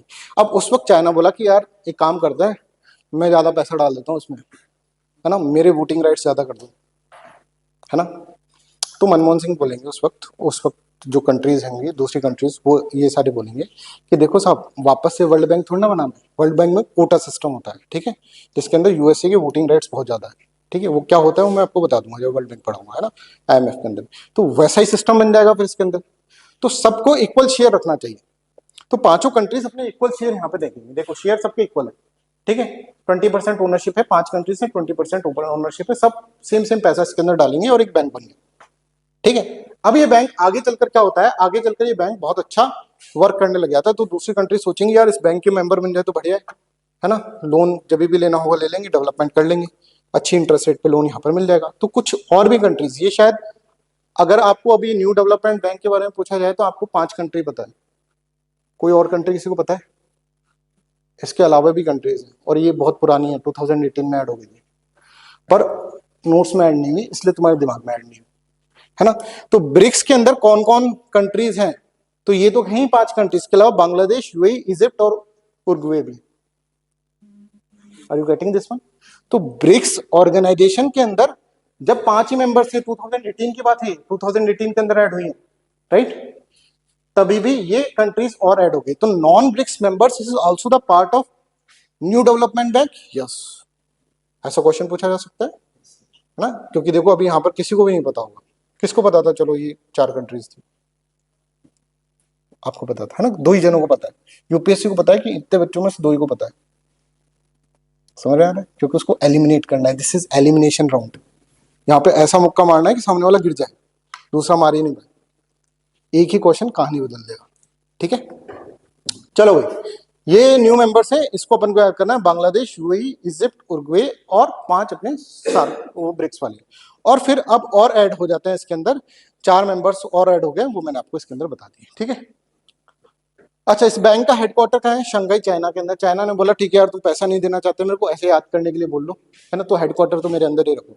तो न्यू डेवलपमेंट बैंक का हेडक्वार्टर जो है शंघाई, चाइना के अंदर है। 2000 एनडीबी रिसीव्ड ऑब्जर्वर स्टेटस कि यूनाइटेड नेशन जनरल असेंबली जब भी होगी, United nation general assembly 190 plus members जो यूनाइटेड नेशन का है उनकी सबका एक मीटिंग होती है ना, यूएनजी, इसके बारे में पढ़ेंगे, यूनाइटेड नेशन से पढ़ेंगे। तो ये एक तरह से ऑब्जर्वर स्टेटस पे जाएगा, एनडीबी के रिप्रेजेंटेटिव जाएंगे वहां पर, एज वेल एज अगर आप देखें, हाँ, जो United nation general establishing firm basis for the active and the fruitful cooperation with the United Nations, ठीक है, इतना समझ में आ गया, सारी ऑर्गेनाइजेशन क्लियर हो रखी है ना। ब्रिक्स कैसे बनी ये समझ में आ रहा है। इससे पहले, ब्रिक्स से पहले क्या पढ़ा था? शंघाई कोऑपरेशन ऑर्गेनाइजेशन, वो डीपनिंग ऑफ ट्रस्ट के लिए बनी थी ऑर्गेनाइजेशन। शंघाई 5 प्रीडिसर्स है, ठीक है, फिर शंघाई 5 से बनकर शंघाई 6 बना, 6 वाला जो होगा that is known Shanghai cooperation organisation, ठीक है, ये सबको याद है। उससे पहले क्या पढ़ा था? आशियान, आशियान से पहले सीटो, है ना, सेंटो, इसके पहले नॉन अलाइनमेंट, है ना, सबको सब कुछ क्लियर है, क्रिस्टल क्लियर है ना, ऐसे याद रखना। चलो अब इससे बाहर निकलते हैं थोड़ा सा, इससे बाहर नहीं निकलेंगे। अब देखो पूरा वर्ल्ड पॉलिटिक्स जो है ना उसके अराउंड ही घूम रहा है, उसके अराउंड, है ना। 1967 में ऑर्गेनाइज, अब ये देख लेना कभी भी जब भी कोल्ड वॉर की पीरियड के अंदर जो ऑर्गेनाइजेशन बनेगी ना वो कहीं ना कहीं उसके अराउंड ही होगी, राइट, उसका डायमेंशन। चलो अब आज पहली क्लास है ना इसलिए थोड़ा समझने में थोड़ा अपन धीरे चलें, सेकंड क्लासेस में ट्रिक्स के साथ चलेंगे, बिल्कुल मस्त तरीके से अपन आगे कर लेंगे। अब एक ऑर्गेनाइजेशन है कलेक्टिव सिक्योरिटी ट्रीटी ऑर्गेनाइजेशन, ठीक है। अभी क्या हुआ है, आर्मेनिया और अजरबैजान में लड़ाई हुई थी, है ना, ये कन्फ्लिक्ट लास्ट डे अपन पढ़ेंगे, है ना, कन्फ्लिक्टेड जोन्स के अंदर पढ़ेंगे ना, थर्ड डे क्लास है शायद कन्फ्लिक्टेड जोन्स वाली, उसके अंदर थर्ड डे का पहला टॉपिक है, ठीक है, पहला टॉपिक जो होगा वो अपन इसके अंदर पढ़ लेंगे। तो एक कलेक्टिव, तो इसके अंदर क्या हुआ, इसके अंदर आर्मेनियन प्राइम मिनिस्टर जो है ना वो उसको दिक्कत हुई कि इस ऑर्गेनाइजेशन के कारण, collective security treaty organisation, because उन्होंने इसको वो कर दिया था, इसको इन्वोक कर दिया था, है ना। अब क्या है ये अपन इसके अंदर बताओ। कलेक्टिव सिक्योरिटी ट्रीटी ऑर्गेनाइजेशन एक तरह से नाटो जैसी ऑर्गेनाइजेशन है, 1992 के अंदर बनी है ऑर्गेनाइजेशन। 1992 में क्या हुआ, डिसइंटीग्रेशन ऑफ यूएसएसआर हुआ, रशिया को डर लगा, रशिया ने सोचा यार थोड़े जो भाई दोस्त हैं उनके साथ मिलकर एक ऑर्गेनाइजेशन बनाते हैं और उसको on the lines of NATO बनाएंगे कि एक के ऊपर युद्ध करा तो सब मिलकर मारेंगे, ठीक है। इसके अंदर कौन है, Armenia, Belarus, Kazakhstan, Kyrgyzstan, Russia और ताजिकिस्तान, ठीक है। अब इसको किसी तरह से ट्रिक बना लेंगे अपन, अब बना लेते हैं, चलो ठीक है। तो अब देखो 1992 के अंदर ताशकंद ट्रीटी साइन हुई थी, कलेक्टिव सिक्योरिटी की ट्रीटी, कलेक्टिव सिक्योरिटी मतलब समझ रहे हैं, ठीक है। अब देखो इसमें कुछ कुछ कुछ पॉइंट्स हैं जो अपन को याद रखने पड़ेंगे। 1992 के अंदर कलेक्टिव सिक्योरिटी ट्रीटी हुई, ताशकंद ट्रीटी भी इसको बोल रहे हैं अपन, और उसके अंदर ये सारी कंट्रीज थी, Armenia, Kazakhstan, Kyrgyzstan, Russia, Tajikistan and Uzbekistan, ठीक है। फिर क्या होगा, फिर और बाकी जाके अजरबैजान, जॉर्जिया और बेलारूस भी ज्वाइन कर लेंगे। फिर वापस से ये ट्रीटी रिवाइज होगी और अजरबैजान, जॉर्जिया और उज्बेकिस्तान जो होगा, अजरबैजान, जॉर्जिया और उज्बेकिस्तान जो होगा वो इसके अंदर से हट जाएंगे, ठीक है। तो अगर आपसे पूछते हैं सीएसटी जो 1992 में हुई थी, क्योंकि ये भी न्यूज में है, न्यूज में क्या है जब अपन कन्फ्लिक्ट पढ़ेंगे ना तब मैं आपको बताऊंगा। सीएसटी जो 1992 के अंदर हुई थी उसमें कितने मेंबर्स थे, तो ये सारे होंगे। सीएसटीओ समझ रहे हैं, देखो यहीं पे खेल जाएगा, कलेक्टिव सिक्योरिटी ट्रीटी एक है और एक collective security treaty organisation. CST के अंदर ये मेंबर्स हैं, ठीक है, और ये बाद में ऐड हो गए अजरबैजान, जॉर्जिया एंड बेलारूस, ये सारे मेंबर। और सीएसटीओ, ये रहा सीएसटीओ, इसके अंदर ये सारे मेंबर्स, ठीक है, जिसके अंदर आर्मेनिया, बेलारूस और कजाकिस्तान, किर्गिस्तान, रशिया और ताजिकिस्तान। अब ये वर्ड्स थोड़े से ऐसा लग रहा है कि इसके अंदर से अपन बना सकते हैं। अब देखो ट्रिक्स कैसे बनाते हैं अपन, वापस एक बार ट्राई कर लेते हैं। वैसे मैं तुमको सारा बता दूंगा, वैसे जैसे कलेक्टिव है, कलेक्टिव मतलब एक साथ, है ना। तो ऐसे याद करो, आर्मेनिया से आर्म्स याद कर लो, आर्म्स, आर्म्स को ऐसे बांध दिया, किससे बांधा है, रस्से से, रशिया, आर्म्स को बांध दिया अपन ने रशिया से, जिससे भाग नहीं जाए, ठीक है, आर्म्स को बांध दिया रशिया से। और फिर अब अगर मान लो अगर उसको बैठाना है, तो किसी आदमी को साथ में रखना है तो उसको कुछ खिलाना पिलाना पड़ेगा, बेला रस, बेल का जूस पिला दोगे उसको, कि एक आदमी को बिठा के रखना है, आर्म्स को बांध दिया रस्से से, उसको जूस पिला दिया, जूस पिलाने के साथ साथ उसको गजक भी खिला दी, गजक, ठीक है। वो बोला यार मेरे को मजा नहीं आया, तो बोला कि रुक तेरे को ताज भी पहना देते हैं, ताज पहना दे, एक इमेजिनेशन कर लो थोड़ा। Collective security treaty organisation, collective मतलब साथ में रहना है, साथ में रहना तो बांध दिया, अब उसको खाने पीने को देना पड़ेगा, खाने पीने के लिए जूस पिला दिया और गजक खिला दी, उसने बोला मजा नहीं आया। क्यों मजा नहीं आया था उसको, क्योंकि उसमें किरकिराट थी कुछ, गजक के अंदर होती है ना, तो किर्गिस्तान ऐसे याद करो, एक बार करोगे ना याद हो जाएगा, नहीं तो फिर करते रहोगे तो, है ना। अभी तुम्हारे सामने ये सारा मैं बना रहा हूँ, है ना, रशिया और ताजिकिस्तान। अब एक बार आंख बंद करके घर पे कर लेना, जैसे अभी मत करना, एक बार है ना इमेजिनेशन कर लो कि एक आदमी है जिसके हाथ बांध दिए क्योंकि वो कलेक्टिव रहे, ठीक है, और उसको हमने जूस पिला दिया, बील का जूस और गजक खिला दिए, ठीक है, और फिर क्या करा, रस्से से हाथ बांधे हैं अपन ने, ठीक है, और उसको ताज पहना दिए क्योंकि उसको जूस पसंद नहीं आया था, किरकिराट थी कुछ जूस के अंदर, ठीक है। बिलीव मी, एक बार करना ये चीज एक बार ट्राई करना, याद हो जाएगा। नहीं तो फिर रटने से तो यार टाइम ही नहीं है, कहाँ तक रटोगे, रटोगे फिर बोलोगे। ठीक है, ऐसे ही सारे अपन बता देंगे। तो CSTO का मतलब अब जो ऑर्गेनाइजेशन है उसमें यही लोग हैं, क्योंकि ये सब भाग रहे थे ना, ये देखो ये आया उज्बेकिस्तान भी आया था, भाग गया, है ना, वैसे याद कर सकते हैं। तो अगर आ जाता है कि साहब कलेक्टिव सिक्योरिटी ट्रीटी, जो Tashkent treaty, Tashkent agreement is another thing, वो इंडिया और पाकिस्तान के बीच में है। Tashkent treaty is another thing, ये भी याद रखना, है ना। तो ताशकंद ट्रीटी जो है उसके अंदर कितने मेंबर्स थे, तो आपको ये सारे बताने पड़ेंगे साहब, ये सारे मेंबर्स थे ताशकंद। और CSTO collective security treaty organisation में कितने मेंबर्स हैं, तो ये सारे मेंबर्स हैं, Armenia, Belarus, Kazakhstan, Kyrgyzstan, Russia and Tajikistan. ठीक है ना। चलो अब ये ना सारा मैप मैप जो है ना वो भी हम याद करा देंगे आपको, कि कौन सी कैस्पियन सी के अराउंड कौन है, मेडिटेरेनियन सी के अराउंड कौन है, ट्रिक्स विक्स बनाकर सब कुछ याद करा देंगे। तो कोई ऐसी संभावना ही नहीं रहेगी कि आपको क्या होगा कि आपका कहीं क्वेश्चन गलत हो। जैसे मैंने अभी एक शॉर्ट बनाया था, शॉर्ट वीडियो में देख रहा था, इसराइल हमेशा न्यूज में रहता है ना। तो इसराइल की नेबरिंग कंट्रीज पूछी जा सकती है, जैसे यूक्रेन की पूछी गई, इसराइल पैलेस्टीन वॉर यहाँ पे रहता है। ठीक है, एक बार सब इधर देखेंगे और ध्यान सुनो। इसराइल की नेबरिंग कंट्रीज याद करने का क्या तरीका है। इसराइल है दिमाग वाला आदमी, है ना, उसके अंदर बहुत दिमाग है। अगर आप देखोगे ना तो उसने बहुत, डिफेंस के अंदर भी देख लो या फिर कोई भी इकोनॉमिक डायमेंशन में, मिलिट्री में, टेक्नोलॉजी। टेक्नोलॉजी क्यों है, क्योंकि उसके सर के ऊपर लैब रखी हुई है, लैब, लेबनन। ठीक है, और उसने अपनी एक जीप बना रखी है, जीप के ऊपर वो बैठा है। नीचे अगर देखोगे नॉर्थ में तो इजिप्ट, लेबनन, इजिप्ट, उसके दो दोस्त है। ठीक है, एक तो रिया, रिया को उसने ऐसे हाथ से पकड़ रखा है, और दूसरा कौन है, जॉर्डन, जॉर्डन को ऐसे पकड़। तो इजिप्ट, लेबनन, ठीक है, oh sorry, Israel, Lebanon, Egypt jeep के बैठा है, और दो दोस्तों को पकड़ रहा है, रिया और जॉर्डन, बस खत्म। ऐसे ट्रिक कर करके अपन पूरा मैप याद करवा देंगे आपको, कोई दिक्कत नहीं। और फिर ये जो क्वेश्चन पूछते हैं ना, प्लेसेस इन न्यूज के अराउंड कौन से है, क्या है, जैसे ईस्ट तिमोर है, उसके अब आपको अगर मैं नहीं बताता, हाईलाइट नहीं करता, तो पूछ लेता ऑस्ट्रेलिया के नीचे है कि ऊपर है, तो कंफ्यूज हो जाता। तो वो सारी चीजें भी याद करवा दी जाएंगी। ठीक है, बट डिसिप्लिन मैनर के अंदर आपको जैसे कहें वैसा आपको करना पड़ेगा, है ना। हम सब कुछ देने के लिए तैयार हैं, बस आप डिसिप्लिन मेंटेन करें क्लास के अंदर, और टेस्ट जो है उसको रेगुलर दें, और उसमें अच्छा परफॉर्मेंस करें। ठीक है, चलो भाई ये भी हो गई। अब इसमें क्या है, ऑब्जेक्टिव क्या है, अच्छा इसका ये समझ में आ गया, नाटो वाला इसके अंदर एंगल है, जैसे कि एक के ऊपर अटैक करोगे सब पे अटैक करोगे, पर ये कंफ्यूज है अभी तक, पक्का नहीं है। ठीक है, कि कभी ऐसा होता है कि भाई अटैक हो गया, तभी तो छोड़ छोड़ के चले गए यार, पक्का ही नहीं तुम्हारा कुछ, मेरे को उसने मारा और तुमने कुछ हेल्प ही नहीं करा, वैसे, है ना। तो यहाँ पे मैंने एक वर्ड यहाँ पे लिख दिया, it in CSTO aggression against one signatory is perceive aggression against all, but it however remains unclear whether this feature works in practice और नॉट। किसको पता नहीं है, कभी हो सकता है कि नहीं करे, इसलिए तो भाग गए वो सब लोग, है ना। चलो भाई आगे हम समझे, तो I hope this is clear to everyone. अच्छा यहाँ तक सबको क्लियर है ना। अब next organisation is SAARC, SAARC एक ऑर्गेनाइजेशन है, उसको अपन इसके अंदर समझ लेते हैं। ठीक है,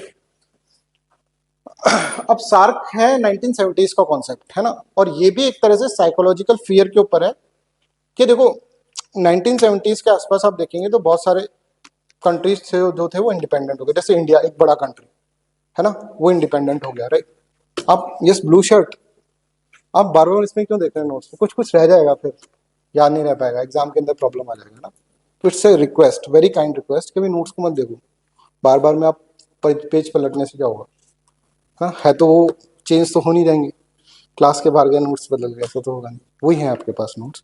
प्लीज ट्राई टू अंडरस्टैंड, एक बार कंसंट्रेशन एक ही जगह लगा के रखो।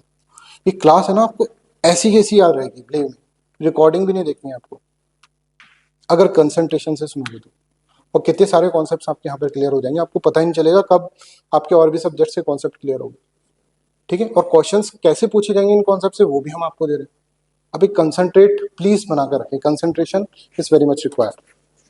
ठीक है, सार्क नेशन अपन देख लेते हैं क्या है सार्क नेशन। 1970s के अंदर है ना ये जो, अब देखो ये जो नेपाल, भूटान, बांग्लादेश, श्रीलंका, पाकिस्तान, है ना, अफगानिस्तान तो बाद में आता है, ये सारी कंट्रीज है ना थोड़े डरेंगे, और इतना बड़ा नेशन है भारत, इतना बड़ा कंट्री, और हम तो छोटे छोटे से हैं, कभी भारत की इच्छा हुई तो नेपाल को अपनी साइड ले लिया, भूटान को अपनी साइड ले लिया, हमारी सोवरेंटी खतरे में है। तो एक तो ये कर सकते हैं, हम मिलके भी इससे नहीं लड़ सकते, बड़ा कंट्री है भाई, है ना, कैसे लड़ेंगे, तो हम एक तो सोचते हैं इसको दोस्त बना लेते हैं, है ना, एक इकोनॉमिक रिलेशन रखेंगे आराम से ऐसा।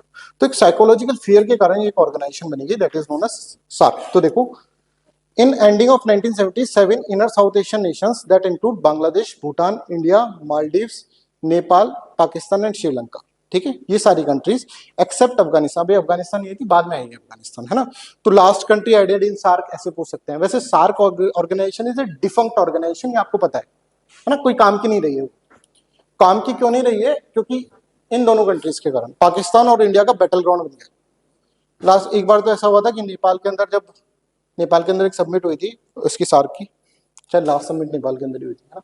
तो उसके अंदर है ना, पाकिस्तान मोदी और नवाज शरीफ थे उस वक्त, है ना, तो वो दोनों थे। तो पूरी सार्क समिट इसमें थी कि ये दोनों आपस में नहीं बैठ रहे, है ना, एक इधर रहता है तो एक उधर रहता है। और फिर लास्ट में जो उनके प्राइम मिनिस्टर थे नेपाल के, उन्होंने उनके हाथ मिलवा दिए। तो पूरी समिट में ये हुआ बस, ये दो रूट थे, दो लोग, उनको देखो मिला दिया।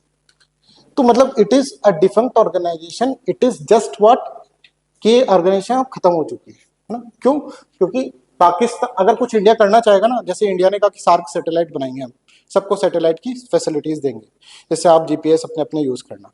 पाकिस्तान ने बोला नहीं, हमको नहीं करना। इंडिया ने बोला एक बीबीआईएन कॉरिडोर, आगे चलकर अपन पढ़ेंगे, बीबीआईएन कॉरिडोर बनाएंगे, ठीक है, एक हम कॉरिडोर बनाएंगे। देखो, अगर मान लो इंडिया, ये जो सार्क ऑर्गेनाइज सक्सेसफुल होती तो देखो कितना फायदा था। इंडिया यहां से जाता, पाकिस्तान के अंदर एंटर करे, कॉरिडोर बन रहा है अफगानिस्तान में, सेंट्रल एशिया, रशिया, मजे मजे, सारे रिसोर्सेस ले सकते हैं।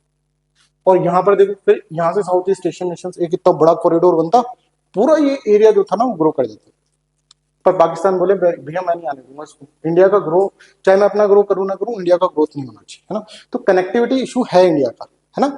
तो इसीलिए सार्क ऑर्गेनाइजेशन में इंडिया ने स्टार्टिंग में सोचा कि यार यहाँ पे अगर एक कॉरिडोर और ऐसा कुछ बन जाएगा तो बढ़िया है, इसलिए India become the part of this one, कि हमको मिलकर रहना चाहिए, ठीक है, और मिलके हम सब ग्रो कर सकते हैं अगर इस तरह के सार्क नेशंस बने, ठीक है।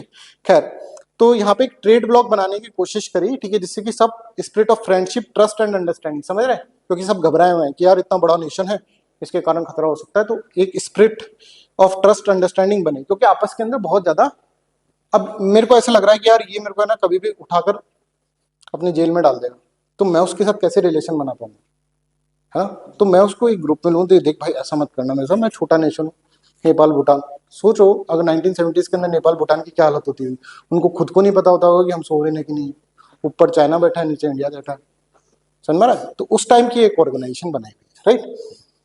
Afghanistan joint SAARC as its 8th member state, तो 2007 के अंदर अफगानिस्तान हुआ। तो ऐसा पूछा जा सकता है सार्क में लास्ट में कौन आया, है ना, हो सकता है अभी तक नहीं पता हो, बट ये आप याद रखें, ठीक है। एम यही था इस तरह से। अब एक क्योंकि डिफंक्ट ऑर्गेनाइजेशन है, लास्ट समिट इसकी नेपाल में हुई थी 2014 के अंदर, उसके बाद आपको पता है उरी अटैक हो गया, तो भारत नहीं गया, भारत नहीं गया तो सब कोई नहीं गया था, ठीक है। तो ये एक ऑर्गेनाइजेशन एक तरह से डिफंक्ट ऑर्गेनाइजेशन हो गई है। इस पे क्वेश्चन आना मुश्किल है, बट क्वेश्चन आ सकता है साउथ एशियन यूनिवर्सिटी पे, बिकॉज ये न्यूज में थी, है ना। तो एक प्रिंसिपल बॉडी है साउथ एशियन यूनिवर्सिटी, वो हम पढ़ लेते हैं सार्क के अंदर, है ना।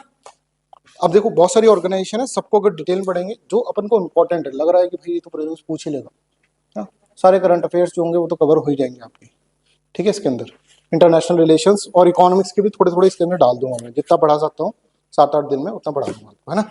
चलिए अब साउथ एशियन यूनिवर्सिटी, ठीक है, साउथ एशियन यूनिवर्सिटी ये क्या है? साउथ एशियन यूनिवर्सिटी, सार्क वाले जो थे ना, उन्होंने सबने सोचा कि यार हम क्या करते हैं, आपस के अंदर एक ऐसा कॉपरेशन करते हैं कि हमारे सबके बच्चे पढ़े लिखे और थोड़े काबिल बने। तो उन्होंने बोला क्या करें, बोले एक यूनिवर्सिटी खोल देते हैं जिसके अंदर स्पेशल कंसेशन दिया जाएगा सार्क कंट्रीज के लोगों को, है ना। तो एक स्पेशल है जिसके अंदर फीस बहुत कम लगेगी। कहाँ खोलेंगे? नेपाल में खोल सकते हैं, नेपाल, भूटान, पाकिस्तान बम से उड़ा देंगे, ठीक है। कहाँ खोले? इंडिया ही दिखता है एक, है ना, जो खोल सकता है। तो इंडिया के अंदर एक साउथ एशियन यूनिवर्सिटी यहाँ पर खोली गई, ठीक है। अभी साउथ एशियन यूनिवर्सिटी खोली गई यहाँ पर, तो यहाँ पर देखिए सार्क समिट ढाका में हुई थी, एक सार्क समिट, उसके अंदर डिसाइड किया गया कि 13th सार्क समिट के अंदर, ये भी अपन को याद रखना पड़ेगा, है ना। ऐसे ये भी याद रखिएगा 13th है कौन सा है ना, बिकॉज ये भी पूछ लिया जाता है। जैसे मैं आपसे अगर एक क्वेश्चन पूछता हूँ, G20 हुआ है अभी भारत के अंदर पहली बार, है ना, ये तो पता है, कौन सा समिट था, नंबर बताओ, 20, 21, 22, है ना। अब एग्जाम में आ जाएगा तो दिक्कत हो जाएगी। तो जो भी इंपॉर्टेंट चीज है ना, अब भारत के अंदर हो रहा है, पहली बार हो रहा है, इतना हो हल्ला हो रहा है, सब कुछ हो रहा है, हमें ये नहीं पता कि भाई कौन सी सबमिट है, और यूपीएससी को पता है कि तुमको नहीं है पता। 18th सबमिट है ना, नन ऑफ द अबव था लास्ट ऑप्शन, 2021 20 फिर 4 था नन ऑफ द अबव, ठीक है। 18 सबमिट है, समझ में आ रहा है। G20 का, वो G20 के अंदर अपन पढ़ लेंगे उसका किस तरह से। नींद आ गया क्या? थोड़ा झपके आया आपको शायद, है ना। थोड़ा अटेंटिव रहो यार, तुम सोगे तो मैं कैसे पढ़ा पाऊंगा फिर। चलो, साउथ एशियन यूनिवर्सिटी है ना। अब साउथ एशियन यूनिवर्सिटी है, मतलब बाहर के लोग आकर यहाँ पर पढ़ रहे हैं, तो बताओ कौन सी मिनिस्ट्री इसके अंदर इन्वॉल्व रहेगी? एक्सटर्नल अफेयर्स, है ना। तो वो वहां पर आएगा, क्योंकि यूनिवर्सिटी है, एजुकेशन लिख देंगे वो, इसलिए फोकस करके यहाँ पे बता रहे हैं कि मिनिस्ट्री ऑफ एक्सटर्नल अफेयर्स, क्योंकि बाहर के लोग आ रहे हैं, नहीं तो एजुकेशन हो जाती है, ठीक है। मिनिस्ट्री ऑफ एक्सटर्नल अफेयर्स, ठीक है। Student of university will be predominantly from the 8 SAARC countries, ठीक है। Tuition fees for them are heavily subsidised. अच्छा, अब इस एक क्वेश्चन ऐसा आ सकता है कि सार्क यूनिवर्सिटी के अंदर सिर्फ सार्क के लोग पढ़ते हैं? नहीं, बाहर के भी पढ़ सकते हैं, पर उनको सब्सिडी नहीं मिलेगी, उनको भाई फुल फीस लगेगी, ठीक है। तो ये भी याद रखना, ओनली फॉर सार्क स्टूडेंट ऐसे पूछा जा सकता है। Some students from North Star country may also be admitted on the full cost recovery. Teacher of university will also be predominantly from the 8 SAR country, है ना। टीचर्स भी यहीं के होंगे, ये सब चीजें हैं। अच्छा, एक चीज ये है कि मान लो सार्क यूनिवर्सिटी से कोई डिग्री मिली, तो 8 देश के अंदर, है ना, मान्य होगी, सब देशों के अंदर वो मान्य होगी, ठीक है। चलो, सार्क एशियन यूनिवर्सिटी हो गया। अब जो है, अब देखो सार्क कुछ काम का नहीं रहा, है ना। सार्क कुछ काम का नहीं रहा ना, तो इंडिया ने सोचा भाई अब क्या करें, भाई सार्क तो काम का नहीं, नेबरिंग कंट्रीज से हमको रिलेशनशिप अच्छा बनाना है, ठीक है। तो एक बिम्स्टेक ऑर्गेनाइजेशन, ठीक है, बिम्स्टेक ऑर्गेनाइजेशन है, उसके बारे में हम यहाँ पर पढ़ रहे हैं। तो बिम्स्टेक का Bay of Bengal initiative for multi sectoral. अब देखो यहाँ पे मल्टी सेक्टर मतलब बहुत सारे सेक्टर होंगे, पहले तो ये याद रखो। बे ऑफ बंगाल है, बे ऑफ बंगाल यहाँ पर दिख रही है आपको, है ना। बे ऑफ बंगाल के आसपास की जो कंट्रीज है ना, जो कि इसके लिटोरल स्टेट्स है, वो सारे के सारे, जैसे श्रीलंका है, इंडिया है, बांग्लादेश है, म्यांमार है, थाईलैंड है, ये तो आपको समझ में आ रहा है। पर नेपाल और भूटान क्यों हो गए? बे ऑफ बंगाल तो दूर होगी ना इनसे, ये क्यों हो गए? हाँ, बिकॉज ये क्या है, ये क्लोज नेशंस है, ऊपर चाइना नीचे इंडिया, है ना। तो इंडिया इसको पैसे देगा नेपाल को, भूटान देगा। चाइना पता है क्या बोलता है? चाइना बोलता है मेरे से ले लो पैसे पर मेरी साइड आ जाओ, पर वो पॉसिबल ही नहीं, बिकॉज वो हिमालयाज और ये सब चीजें है ना, आगे बताएंगे इसका। अच्छा, एक चीज बताता हूँ इंटरेस्टिंग, नेपाल और इंडिया के रिलेशनशिप को पता है क्या बोलते हैं? Lip and teeth relation. Lip and teeth relation क्यों बोलते हैं? आपका लिप जो है उसको टीथ से दूर करो, एक बार करने की कोशिश करो, नहीं होगा, लौट के बुद्धू घर को आए।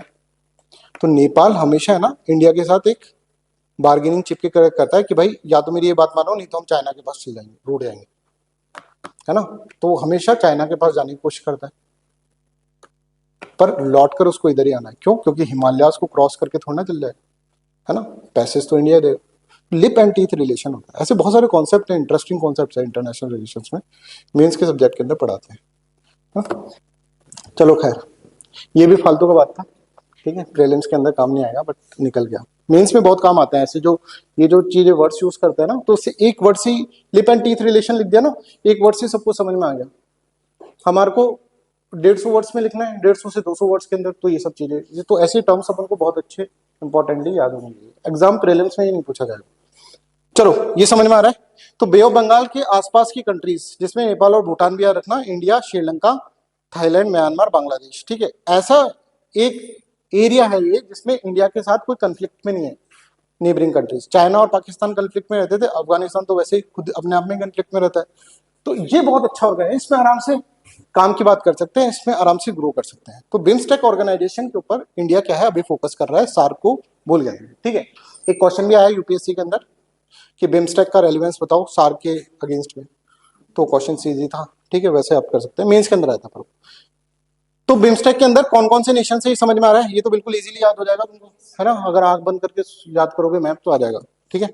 अब क्या है, respect for principle of sovereign territory integrity political independence, आपस में लड़ाई झड़ाई नहीं करनी, और हमको क्या करना है, कुछ सेक्टर्स है उसके बेसिस पे हमको काम करना है। अच्छा, इससे पहले आप देखेंगे यहाँ पे फाउंडिंग मेंबर बिस्ट, BIST, ये फाउंडिंग मेंबर थे। ऐसे पूछ ले रहे ना कि भाई आपसे पूछ ले रहे जो है कि इसके अंदर फाउंडिंग मेंबर भूटान था क्या, तो भूटान नहीं था, ठीक है। बांग्लादेश, इंडिया, श्रीलंका, थाईलैंड, ठीक है। अब देखो एरिया ऑफ कॉपरेशन, पहले ना ऐसे 14 एरिया थे, 14 सेक्टर्स थे। और 14 सेक्टर्स, अब सबका है ना अलग अलग डायमेंशन रहता था 14 सेक्टर के अंदर, कभी किसको कोई सेक्टर मिल जाता है जैसे। फिर उन्होंने एक दिन डिसाइड करा कि यार 14 सेक्टर बहुत ज्यादा है, हम नेशन ही 7 है और 14 सेक्टर यहाँ पे, तो एक काम करते हैं इनको है ना क्लब करके 7 सेक्टर बना लेते हैं और हर नेशन को एक सेक्टर पकड़ा देते हैं। तो अब जो है ना आप यहाँ पर देखें 2022 की समिट हुई थी और उसके अंदर 7 सेक्टर्स यहाँ पर बना दिए और हर सेक्टर को एक कंट्रीज को दे दिए। आपको सबका याद नहीं रखना पर इंडिया का याद रखना। इंडिया सिक्योरिटी एंड एनर्जी, और सिक्योरिटी और एनर्जी बाकियों की बस की बात भी नहीं है, तो वैसे याद हो जाएगा सिक्योरिटी और एनर्जी जो सेक्टर है दैट इज ऑफ इंडिया। ठीक है, तो ये सेक्टर्स आप इसके अंदर याद कर ले। 14 थे पहले, अब मैनेजेबल बना दिया 7 के अंदर, 7 हर एक को एक एक दे दिया। ठीक है, छोटी सी ऑर्गेनाइजेशन बिम्स्टेक, सारी कंट्रीज याद हो जाएंगी और सेक्टर्स के ऊपर फोकस करना, मेरे को मल्टी सेक्टोरल ऑर्गेनाइजेशन है दैट्स इट। चलिए अब अपन क्या करते हैं, चलो ये भी एक छोटी ऑर्गेनाइजेशन है, कर लेते हैं। Mekong Ganga corporation, Mekong Ganga corporation एक ऑर्गेनाइजेशन है, इंटरनेशनल ऑर्गेनाइजेशन। इसमें दो मेकोंग और गंगा, ये दोनों रिवर है, नदी बह रही है। गंगा कहाँ से बहती है? भारत के अंदर बह रही है, तो इंडिया तो हो गई। और मेकोंग रिवर जो है ना वो चाइना के अंदर से निकलती है, चाइना के अंदर से निकलकर आप देखेंगे म्यांमार के अंदर जाएगी, फिर थाईलैंड में जाएगी, फिर वियतनाम और लाओस और कंबोडिया। ठीक है, इस तरह से यहाँ पर जाएगी। पर हमने देखा यार फिर वही बात हो जाएगी, इंडिया चाइना हो जाएंगे, इसके अंदर दिक्कत होगी, तो चाइना को हटा दो भाई। मेकोंग रिवर चाइना में से बहती है, चाइना से ही ओरिजिनेट होती है, पर चाइना इंडिया, गंगा मेकोंग वाले जो है ना उसके अंदर चाइना नहीं है, मेकोंग गंगा के अंदर। ठीक है, याद रह जाएगा, क्यों नहीं है, वही कंफ्लिक्ट जोन आ जाएगा, कोई सार्क बन जाएगा यहाँ, है ना आपस में। तो मेकोंग गंगा कॉर्पोरेशन के अंदर आप देखेंगे तो दैट वाज कि चाइना से ओरिजिनेट हो रही है, पर चाइना इसके अंदर नहीं है, ये आपको बिल्कुल याद रखना है। They can ask you question कि मेकोंग रिवर जो है वो क्या चाइना के अंदर से आती है, ये पूछ सकते हैं, तो दैट इज राइट, बट इसके अंदर नहीं है। तो गंगा और मेकोंग है टू लार्ज रिवर, और इसके अंदर कॉर्पोरेशन भी इसी तरह से होंगे। देखिए टूरिज्म बढ़ेगा, कल्चर, एजुकेशन, ट्रांसपोर्टेशन, नदी है तो नदी के अंदर इस तरह के ये चार जो है ना, इन चार के ऊपर फोकस्ड है, ये 4 पिलर है इसके अंदर। ठीक है, कोई मिलिट्री ऑर्गेनाइजेशन नहीं है, कोई ऐसी ऑर्गेनाइजेशन नहीं है। Ganga and Mekong civilisation rivers and MCD initiative aims to facilitate closer contacts among the peoples in emitting these 2 major rivers, ये सब चीजें आप इसके अंदर देखते हैं। ठीक है, चलो member Nations India, Thailand, Myanmar, Cambodia, Laos और वियतनाम। ठीक है ना, चलो अब एक ऑर्गेनाइजेशन पढ़ते हैं अपन, G7 ऑर्गेनाइजेशन। इसके अंदर सबमिट हुई थी अभी 49 सबमिट हिरोशिमा के अंदर। अच्छा सबमिट वाला जो है ना अभी मैं छोड़ रहा हूँ, सबमिट वाला अपन एक सबमिट कन्वेंशन वाला एक डे डिसाइड करा अपन ने, उसके अंदर अपन करें क्लास नंबर 4 में कर लेंगे ना। तो G7 क्या है, ये भी एक अच्छी ऑर्गेनाइजेशन है जिसको अपन अच्छे से समझ सकते हैं। G7 है अमीरों की ऑर्गेनाइजेशन, जो भी अमीर नेशंस है ना उनके ऑर्गेनाइजेशन। और G7 ऑर्गेनाइजेशन ही एक ऐसी ऑर्गेनाइजेशन है जिसमें जैसे जैसे अमीरी बढ़ेगी तो और भी लोग ऐड होते जाएंगे ना। तो G20 जो बना है ना वो इसलिए क्योंकि G7 से काम नहीं चल रहा था, वो भी अपन बढ़ाएंगे अभी आपको, है ना। तो पहले अपन G7 ऑर्गेनाइजेशन बोलते हैं, अमीरों की ऑर्गेनाइजेशन है। तो अमीर, अगर आपको मैं बोलूं कि पूरे वर्ल्ड के अंदर 2 ऐसी कंट्री बताओ जो अमीर है, यूएस एंड यूके, तो वो तो होंगी। बाकी अमीर जो लोग होते हैं ना रिच पीपल, उसका एक ट्रिक मैंने बनाया, वो मैं आपको बताता हूँ, वो याद हो जाएगा ना। अमीर आदमी can do everything, can do everything, तो कनाडा अपन याद कर लेंगे। ठीक है, ये पिक्चर देख लो एक बार, rich man can do everything, और रिच मैन मोटा भी हो जाता है। क्यों हो जाता है? क्योंकि वो बहुत सारी फ्रेंच फ्राइज खाता है, फ्रांस, लेज खा रहा है, इटली, ठीक है, और लास्ट के अंदर पान भी खा रहा है, जापान। ठीक है, यूएसए, यूके, और आप देख रहे हैं कनाडा, फ्रेंच फ्राइज, फ्रांस, लेज, इटली और जापान। ठीक है, ये याद हो जाएगा इस तरह से, भूलोगे नहीं, कभी नहीं भूलोगे। ये पिक्चर एक बार देख लो अच्छे से, ये आदमी भी ऐसा रखा है, मोटा है थोड़ा सा, है ना, खाया भी आदमी, ठीक इस तरह से। तो रिच कंट्रीज के ऑर्गेनाइजेशन है इस तरह से। अब ये ऑर्गेनाइजेशन बनी क्यों, ये मैं आपको इसके अंदर बताता हूँ। देखो अब यहाँ से क्वेश्चंस पूछे जाएंगे एग्जाम के अंदर, क्योंकि ऑर्गेनाइजेशन की सिर्फ नाम याद करने से कुछ मतलब नहीं होगा। ठीक है, 1973 के अंदर है ना, जो अरब कंट्रीज थे ना, उनको बहुत गुस्सा आया वेस्टर्न कंट्रीज के ऊपर। ठीक है, 1973 के अंदर अरब कंट्रीज को बहुत गुस्सा आया वेस्टर्न कंट्रीज के ऊपर। क्यों? क्योंकि इसराइल और पैलेस्टीन का वार चल रहा था। अब इसराइल पैलेस्टीन क्या होता है बाद में बताएंगे ना, कंफ्लिक्टिंग जोन्स के अंदर इसराइल पैलेस्टीन का वार। और ये है ना इसराइल को सपोर्ट करता है, यूएसए हमेशा इसराइल को सपोर्ट करता है, पैलेस्टीन को नहीं करता। और पैलेस्टीन एक मुस्लिम नेशन है, अरब वर्ल्ड के अंदर आता है। ठीक है, अरब नेशन है। तो ये जो बाकी के जो मुस्लिम नेशंस है ना, उनको बहुत खुन्नस हो गई इनसे। क्या ये 1973 के अंदर इन्होंने कहा कि तुम है ना पैलेस्टीन को सपोर्ट कर रहे हो, तो हमारे पास एक हथियार है। कौन सा हथियार है? ये रहा, ऑयल। हम तुम्हें ऑयल देना ही बंद कर देते, देखते हैं कैसे तुम्हारी इकोनॉमी रन करती। तो 1973 के अंदर एक ये कॉन्सेप्ट आया कि अरब वर्ल्ड ने इनको ऑयल देना बंद कर दिया। ये देखो, ये यूएसए, यूके, वेस्टर्न कंट्रीज के प्रेसिडेंट बैठे हैं यहाँ पे 1973, है ना। इनको ऑयल देना बंद कर दिया, और ऑयल देना बंद कर दिया तो इनकी हालत ऐसे हो गई।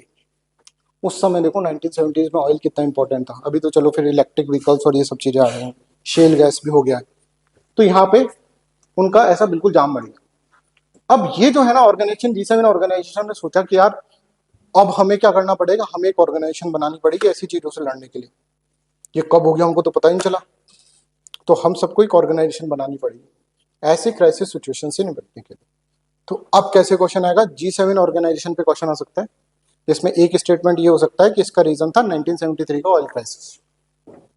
ठीक है, पढ़ो यहाँ पे, pro Israel policies of United States led Libya. Libya एक नेशन है, ठीक है, अरब वर्ल्ड। अगर अरब वर्ल्ड देखना चाहते हो तो कौन सा है अरब वर्ल्ड? ये रहा, है ना। ये वाला जो नेशंस हैं ये सारे अरब वर्ल्ड के अंदर आते हैं। तो पहले लीबिया ने कहा कि मैं तेरे को ऑयल नहीं दे रहा। फिर सऊदी अरेबिया ने बोला बहुत बढ़िया बात है यार, हम भी नहीं देंगे। फिर सऊदी अरेबिया आ जाएगा, ठीक है, सऊदी अरेबिया जो मेजर ऑयल प्रोड्यूसिंग स्टेट है, उसने कहा कि हम भी नहीं देंगे। और फिर उसके पीछे पीछे सब आ गए, और इनकी हालत फिर ऐसे हो जाएगी, यूनाइटेड स्टेट्स ऑफ अमेरिका और यूरोपियन कंट्रीज की इस तरह की हालत हो जाएगी। ठीक है, तो यहाँ पर देखो कि pro Israel policy of United State then led Libya announce कि हमको एम्बार्गो लगा रहे हैं आपके ऑयल शिपमेंट्स पे। और same suits was followed by Saudi Arabia and other oil producing Arab oil producing nations. Oil stop flowing to the America and the western European countries. ठीक है, तो फिर ये यहाँ पर इसके अंदर अब ये मीटिंग करेंगे सब, क्या करें। ठीक है, तो सबसे पहले क्या होगा, यूनाइटेड स्टेट्स ऑफ अमेरिका के सेक्रेटरी ऑफ ट्रेजरी, ठीक है, फाइनेंस मिनिस्टर मान लो, ठीक है, वेस्ट जर्मनी, उस वक्त जर्मनी दो था, एक जर्मनी और west Germany, unification of Germany वाला टॉपिक है। ठीक है, फ्रांस, यूनाइटेड किंगडम, ये चार लोग बैठेंगे। This is known as library group. ये उस वक्त लाइब्रेरी में बैठे थे कि क्या करें, मतलब याद करने के लिए बोल रहे ना कि क्या करें आप, ऑयल वॉयल का तो संकट आ गया, अब क्या करें, पढ़ ही लेते हैं लाइब्रेरी में बैठकर, कहीं जा तो सकते नहीं। अभी गाड़ी में पेट्रोल खत्म हो जाए क्या करोगे, घर पे बैठ के पढ़ोगे। तो ऐसे याद कर लो कि ये भी पढ़ रहे थे लाइब्रेरी के अंदर, दैट्स व्हाट लाइब्रेरी, है ना। तो West Germany, France, United Kingdom, ये सब लाइब्रेरी ग्रुप में होगा। फिर इसके बाद 1973 के अंदर जापान पीस का पार्ट बन जाएगा, ये ग्रुप ऑफ 5 बन जाएंगे। ठीक है, अब ग्रुप ऑफ 5 के बाद 7 बनाना है हमको। फिर क्या होगा, सबसे पहले France hosted 3 day summit inviting the group 5, Italy इसके अंदर आ जाएगा, इटली इसमें आ जाएगा। ठीक है, इटली आ जाएगा और फिर कनाडा आ जाएगा। तो लास्ट कौन आया? कनाडा। ठीक है, ये पूछा जा सकता है, Canada was the last one, वो इसके अंदर आ जाएगा और ये ग्रुप ऑफ 7 बन जाएगा। याद कैसे करना है ये अपन ने इसके अंदर बताएंगे। ठीक है, अब इसके अंदर सबमिट हुई थी, सबमिट में ये सारे पॉइंट्स थे, जब अपन सबमिट वाली क्लास होगी तो उसके अंदर पढ़ेंगे। अब सबसे इंपॉर्टेंट जो है वो अपने लिए G20 है साहब। साम दाम दंड भेद करके इसको किसी तरह से अपन को याद करना है। G20 पे से क्वेश्चन आ सकता है। पहली बार G20 समिट भारत के अंदर हुई है इसलिए। तो G20 समिट है क्या, कितने नेशंस हैं G20 में, जल्दी बताओ। 19 नेशंस हैं, और कितनी ऑर्गेनाइजेशन है? दो ऑर्गेनाइजेशन है ना, एक, हाँ यस। 18 समिट से पहले एक ही थी, यूरोपियन यूनियन, अब अफ्रीकन यूनियन भी हो गई है ना, ये भी पूछा जा सकता है। 20 नहीं रहा है वैसे, 21 हो गया है, पर बोलने का 20 है ना। जैसे ब्रिक्स जो है वो ब्रिक्स ही बोल रहे हैं, बाकी के नेशंस के एब्रीविएशन ऐड नहीं करें ना वैसे। अब देखो इसका क्या रीजन है। अब क्या होता है, G7 बन रहा था, G7 से अच्छा काम चल रहा था, पूरे वर्ल्ड को कंट्रोल करके देख रहे, कहीं भी कुछ होता था ये कर लेते थे। इसके बावजूद एक फाइनेंशियल क्राइसिस आ गया, ठीक है, जिसको हम बोलते हैं एशियन फाइनेंशियल क्राइसिस। देखो ये कंट्रीज है ना, Malaysia, Philippines, Thailand, Korea, Indonesia, this are known as South Asian tigers once upon a time. इनकी इकोनॉमी देखो, सबकी देखो कितनी मस्त इकोनॉमी चल रही है, क्योंकि इन्होंने अपनी जो पॉलिसीज थी उसके अंदर ये लिबरलाइजेशन वाली पॉलिसी अपना रहे थे। ठीक है, करेंसी को भी लिबरलाइज कर रखा था पूरा। कन्वर्टिबिलिटी जो थी वो फुल अकाउंट कन्वर्टिबिलिटी थी। इकोनॉमिक का कॉन्सेप्ट है कि, सिंपल भाषा में बता रहा हूँ, वैसे बड़ा कॉन्सेप्ट है। कन्वर्टिबिलिटी, फुल अकाउंट कन्वर्टिबिलिटी का मतलब ये होता है, जैसे मेरे पास मान लो डॉलर है, भारत के रेस्पेक्ट में सोचो, मैंने डॉलर दिए और रुपीज मेरे को मिल गए इजीली, मेरे से पूछा ही नहीं किसी ने कहाँ पे क्या स्पेंड करेगा, क्या करेगा, ऐसा कुछ नहीं पूछा। उसने रुपीज, मैंने रुपीज दी, उसने मेरे को डॉलर दे दिए, डॉलर दिए, रुपीज दे दिए। This is known as full account convertibility. हमारी कंट्री में नहीं है, है ना। चलो इसमें थी एशियन टाइगर, इनकी इकोनॉमी सब आते थे इसके अंदर, ये बोला सही सिस्टम है फुल, और लिबरलाइजेशन बहुत था। एकदम से 1998 के अंदर थोड़ी सी इकोनॉमिक क्राइसिस आई, ठीक है, यहाँ पे थोड़ी इकोनॉमिक क्राइसिस आएंगे वर्ल्ड के अंदर, और ये एकदम से धड़ाम गिर जाएंगे, और एकदम से धड़ाम गिर गई तो वैसे रिसेशन वाला सिस्टम यहाँ पर आ जाएगा कि एशियन टाइगर्स जो थे वो एकदम से टाइगर जो थे वो बकरी बन गए, है ना। ये देखो क्या नेगेटिव में इकोनॉमी जाने लगी, और G7 को कुछ पता ही नहीं चला। G7 ने सोचा यार ये क्या हो गया, हम तो पूरा लेके बैठे थे कि हमको सबको कंट्रोल, इसका मतलब हमको एक और ऑर्गेनाइजेशन बनानी पड़ेगी जिसमें और भी लोग। वहां से कॉन्सेप्ट आता है G20। तो G7 का बेसिक क्या हुआ, ऑयल क्राइसिस, और G20 का बेसिक क्या हुआ, एशियन फाइनेंशियल क्राइसिस, ठीक है। इट डजंट मैटर, नहीं ऐसे देख, हाँ देखो ग्लोब जो है ना, entire globe is interconnected economic wise. अगर अपन देख, हमको क्या फर्क पड़ा कि अमेरिका के बैंक्स गिर गए तो इफेक्ट हुआ ना, पूरे वर्ल्ड को इफेक्ट हुआ ना। नहीं शेयर्स का नहीं, जैसे मान लीजिए जैसे पूरा वर्ल्ड जो है ना ग्लोबलाइज्ड वर्ल्ड है अपना, सब कुछ कनेक्टेड है। अगर अभी अमेरिका के अंदर कुछ होता है तो भारत को असर पड़ेगा उसके अंदर, कहीं अमेरिका सैंक्शन लगा देगा तो भारत को असर पड़ेगा। क्यों, क्योंकि उसका ट्रेड रिलेशन है उससे। तो ये जो नेशंस हैं इनका ट्रेड रिलेशन होगा पूरे एंटायर वर्ल्ड से, ठीक है, ग्रो भी कर रहे हैं और सब इनके ऊपर ट्रस्ट भी कर रहे हैं, एकदम से ही बैठ गए तो पूरा इकोनॉमी डाउन होगा ना। अभी जैसे चाइना है, चाइना एकदम से बैठ जाएगा तो पूरा वर्ल्ड का इकोनॉमी हिल जाएगा, क्योंकि इंटरकनेक्टेड है, क्लोज्ड इकोनॉमी नहीं है, सब ओपन हो चुके हैं, ग्लोबलाइज्ड इकोनॉमी, तो सब इंटरकनेक्टेड, समझ रहे।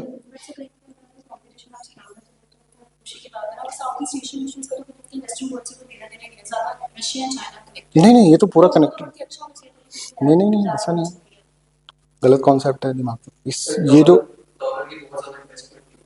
हाँ बिल्कुल, क्योंकि यहाँ पर हाँ वो ना कि लिबरलाइज था करेंसी, और ग्लोबलाइज वर्ल्ड के अंदर कहीं भी एक जगह कुछ भी होगा ना तो इट विल इफेक्ट अलॉट। इसीलिए तो G7 ऑर्गेनाइजेशन बना कि यार हमारे, हम कंट्रोल कैसे करें, जब हमको पता रहे तब तो हम कंट्रोल करें। तो हमको पहले इसकी भनक लग जाएगी कि ये ऐसा होने वाला है तो हम उस चीज़ को कंट्रोल कर लें, हम अपना इन्वेस्टमेंट उधर से हटा लें पहले ही। अगर उनको पता चल जाता है ये तो पहले इन्वेस्टमेंट हटा लेते पूरा, तो उनका कुछ नहीं होता। पर यहाँ पर हाँ बिल्कुल इन्वेस्टमेंट, ये सब कुछ इकोनॉमी पे ही रन कर रहा है, एवरीथिंग इज इकोनॉमिकल। अगर आप देखें ना पॉलिटिकल डायमेंशन भी सब कुछ इकोनॉमिकल ही होता है। तो इन्वेस्टमेंट क्योंकि होता है इसलिए ग्लोबलाइज वर्ल्ड है, इससे अपन समझ सकते हैं, ठीक है। अब देखो क्या होता है कि यहाँ पे एक डिप दिखा आपको, सारे नेशंस घबरा गए, बोले कि अब भाई ऐसे काम नहीं चलेगा। यहाँ तो देखो पूरा का पूरा थाईलैंड क्लोज हो गया, बिजनेस क्लोज, ऐसा ऐसा यहाँ पर हुआ। तो फिर अब ऐसा सोचा G7 मेंबर्स ने सोचा कि भाई अपने से काम नहीं हो रहा है, और कंट्रीज को इन्वॉल्व करो, जो बड़ी बड़ी इकोनॉमीज और है ना, रिच नेशंस, अगर डेवलपिंग भी है पर बड़ी है ना, क्योंकि ये सब डेवलपिंग नेशंस थे पर ये डेवलप अच्छे से कर रहे थे, तो इनको ले ही नहीं थे, इनको देखा ही उन्होंने, और इन्होंने भट्टादार कर दिया उनका पूरा, ठीक है। तो इस तरह से अपन क्या करेंगे, इस तरह से G20 नेशंस यहाँ पर मिलेंगे, जिसके अंदर वर्ल्ड का रिप्रेजेंटेशन, बड़ी बड़ी नेशंस का रिप्रेजेंटेशन यहाँ पर हो, जिसके अंदर इंडिया भी हो, चाइना भी हो, रशिया भी हो, टर्की भी हो, सऊदी अरेबिया भी हो, इस तरह के यहाँ पर इसके अंदर हो, ठीक है, ब्राजील, अर्जेंटीना, सबका कहीं ना कहीं रिप्रेजेंटेशन। इस तरह से G20 आया। तो G20 के अंदर 19 कंट्रीज प्लस एक ऑर्गेनाइजेशन थी स्टार्टिंग में EU, और अभी अफ्रीकन यूनियन और आ गई, AU और आ गई, ठीक है। तो G20 जिसमें देखिए 19 कंट्रीज हैं, और इसके अंदर यूरोपियन यूनियन, ये पुरानी डेफिनेशन है, नई डेफिनेशन में यहाँ पर लिख रखी है ना, कहीं मिल जाएगी आपको नई डेफिनेशन के अंदर। तो अब ये आप इसके अंदर समझे, यहाँ पे अफ्रीकन यूनियन भी आप इसके अंदर डाल दें। तो अब देखो ये वाली लाइन पढ़ो, सबको समझ में आ रही है क्या, ठीक है। ये स्टार्टिंग 1999 के अंदर बनी, क्योंकि 1997 8 के अंदर एशियन फाइनेंशियल क्राइसिस आए थे, तो सब फाइनेंस मिनिस्टर यहाँ पर बैठेंगे कि फाइनेंस मिनिस्टर, अब धीरे धीरे धीरे बोलेंगे यार ये तो बहुत सही ऑर्गेनाइजेशन बन रही है, तो फाइनेंस मिनिस्टर क्यों बैठे, प्राइम मिनिस्टर प्रेसिडेंट बैठते हैं, हेड बैठेंगे। फिर देखो the G20 was upgraded by the level of the heads of the states in the wake of the global economic and financial crisis 2007-8 के अंदर जो है, उसके बाद उन्होंने सोचा कि फाइनेंस मिनिस्टर से भी काम नहीं चल रहा है, फाइनेंशियल क्राइसिस आ गया ना, तो अब सब इंपॉर्टेंट आदमी बैठेंगे, सारे के सारे डिसीजन मेकर्स बैठेंगे यहाँ, क्योंकि फाइनेंस मिनिस्टर के पास लिमिटेड पावर है। तो उन्होंने बोला भाई ये ऑर्गेनाइजेशन इस तरह से बनी, ठीक है। G20 समझ में आ गया। अब G20 का थोड़ा सा मैं ना इसका G20 समिट के बारे में आपको बताता हूँ, बिकॉज यहाँ से कहाँ से क्वेश्चन पड़ेंगे बनेंगे। जैसे मैंने आपको बताया 18 समिट है, ये सब याद रखना, पहली बार भारत के अंदर हुई है, इसलिए बहुत इंपॉर्टेंट है। इसके अंदर से भी अपन खोद के निकाल लेंगे क्या क्या चीजें हैं, ठीक है। बस 5 मिनट और लूंगा, देन क्लास ओवर कर देंगे अपन। देखो सबसे पहले इसका ये देखो, ये इसका लोगो है, वासुदेव कुटुंबकम। सबको पता था? कहां से लिया ये? कौन सा?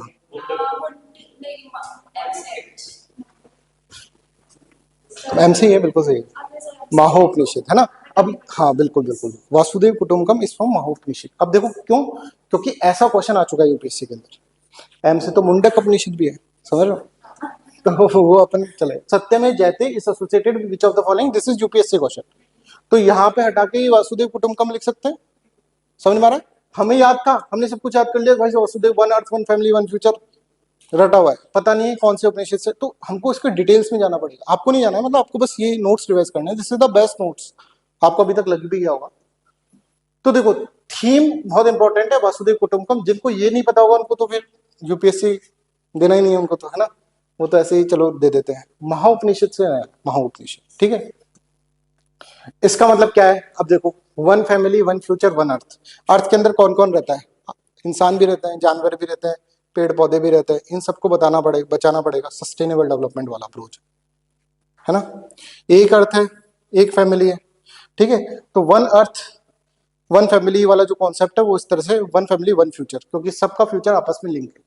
आज हम पॉल्यूशन ज्यादा कर देंगे तो जानवर मर जाएंगे, हम भी मर जाएंगे, जानवर नहीं रहेंगे तो हम भी नहीं रहेंगे, है ना। इस तरह का सब इंटरलिंक्ड है, दैट्स व्हाई। तो ये human, animal, plant, micro organism, सबका अपना अपना रोल होता है, ठीक है। तो ये तो अपना किसके बारे में, वासुदेव कुटुंबकम के बारे में हो गया, ये है ना। 18 सबमिट है, ये अपन को पता है। अब लोगो देख लो भाई, लोगो के अंदर सबसे पहले कलर देख लो, कलर अपना ट्राई कलर फ्लैग का कलर है, ठीक है। कमल भी देख लेना इधर, कमल, कमल के ऊपर अर्थ रखे हुए, कमल क्यों? क्योंकि अपना नेशनल फ्लावर है, ठीक है। और भारत ये देवनागरी स्क्रिप्ट से लिखा हुआ है, ये एक बार ध्यान से देख लेना, समझ में नहीं आएगा, एग्जाम के अंदर इस तरह से क्वेश्चन आ जाएंगे। तो below the G20 logo is the Bharat written in Devanagari script, India pro planet approach, और इस तरह से यहाँ पर नेशनल फ्लैग का saffron white green and blue ये कलर्स, ठीक है, इस तरह से। चलो फिर G20 समिट के बारे में कल अपन पढ़ते हैं। आज जो भी पढ़ा है उसके ऊपर 10 से 15 क्वेश्चन आपसे पूछे जाएंगे कल, ठीक है। पहला आपका टेस्ट होगा, उसके बाद फिर अपन क्लास लेंगे, ठीक है। तो सभी एक एक काम ही करना, वैसे तो आप सभी टाइम पे आए थे, कल भी टाइम पे ही आना, ठीक है। 4 मतलब 4, ठीक है। 4 से जो लेट होगा उसको टेस्ट नहीं देने दिया जाएगा, ऐसा नहीं सभी सभी बढ़िया है। चलो अल्टीमेटली आपका देखो, आपका फ्यूचर है, आपको ही संवारना है ना। चलिए, थैंक यू सो मच।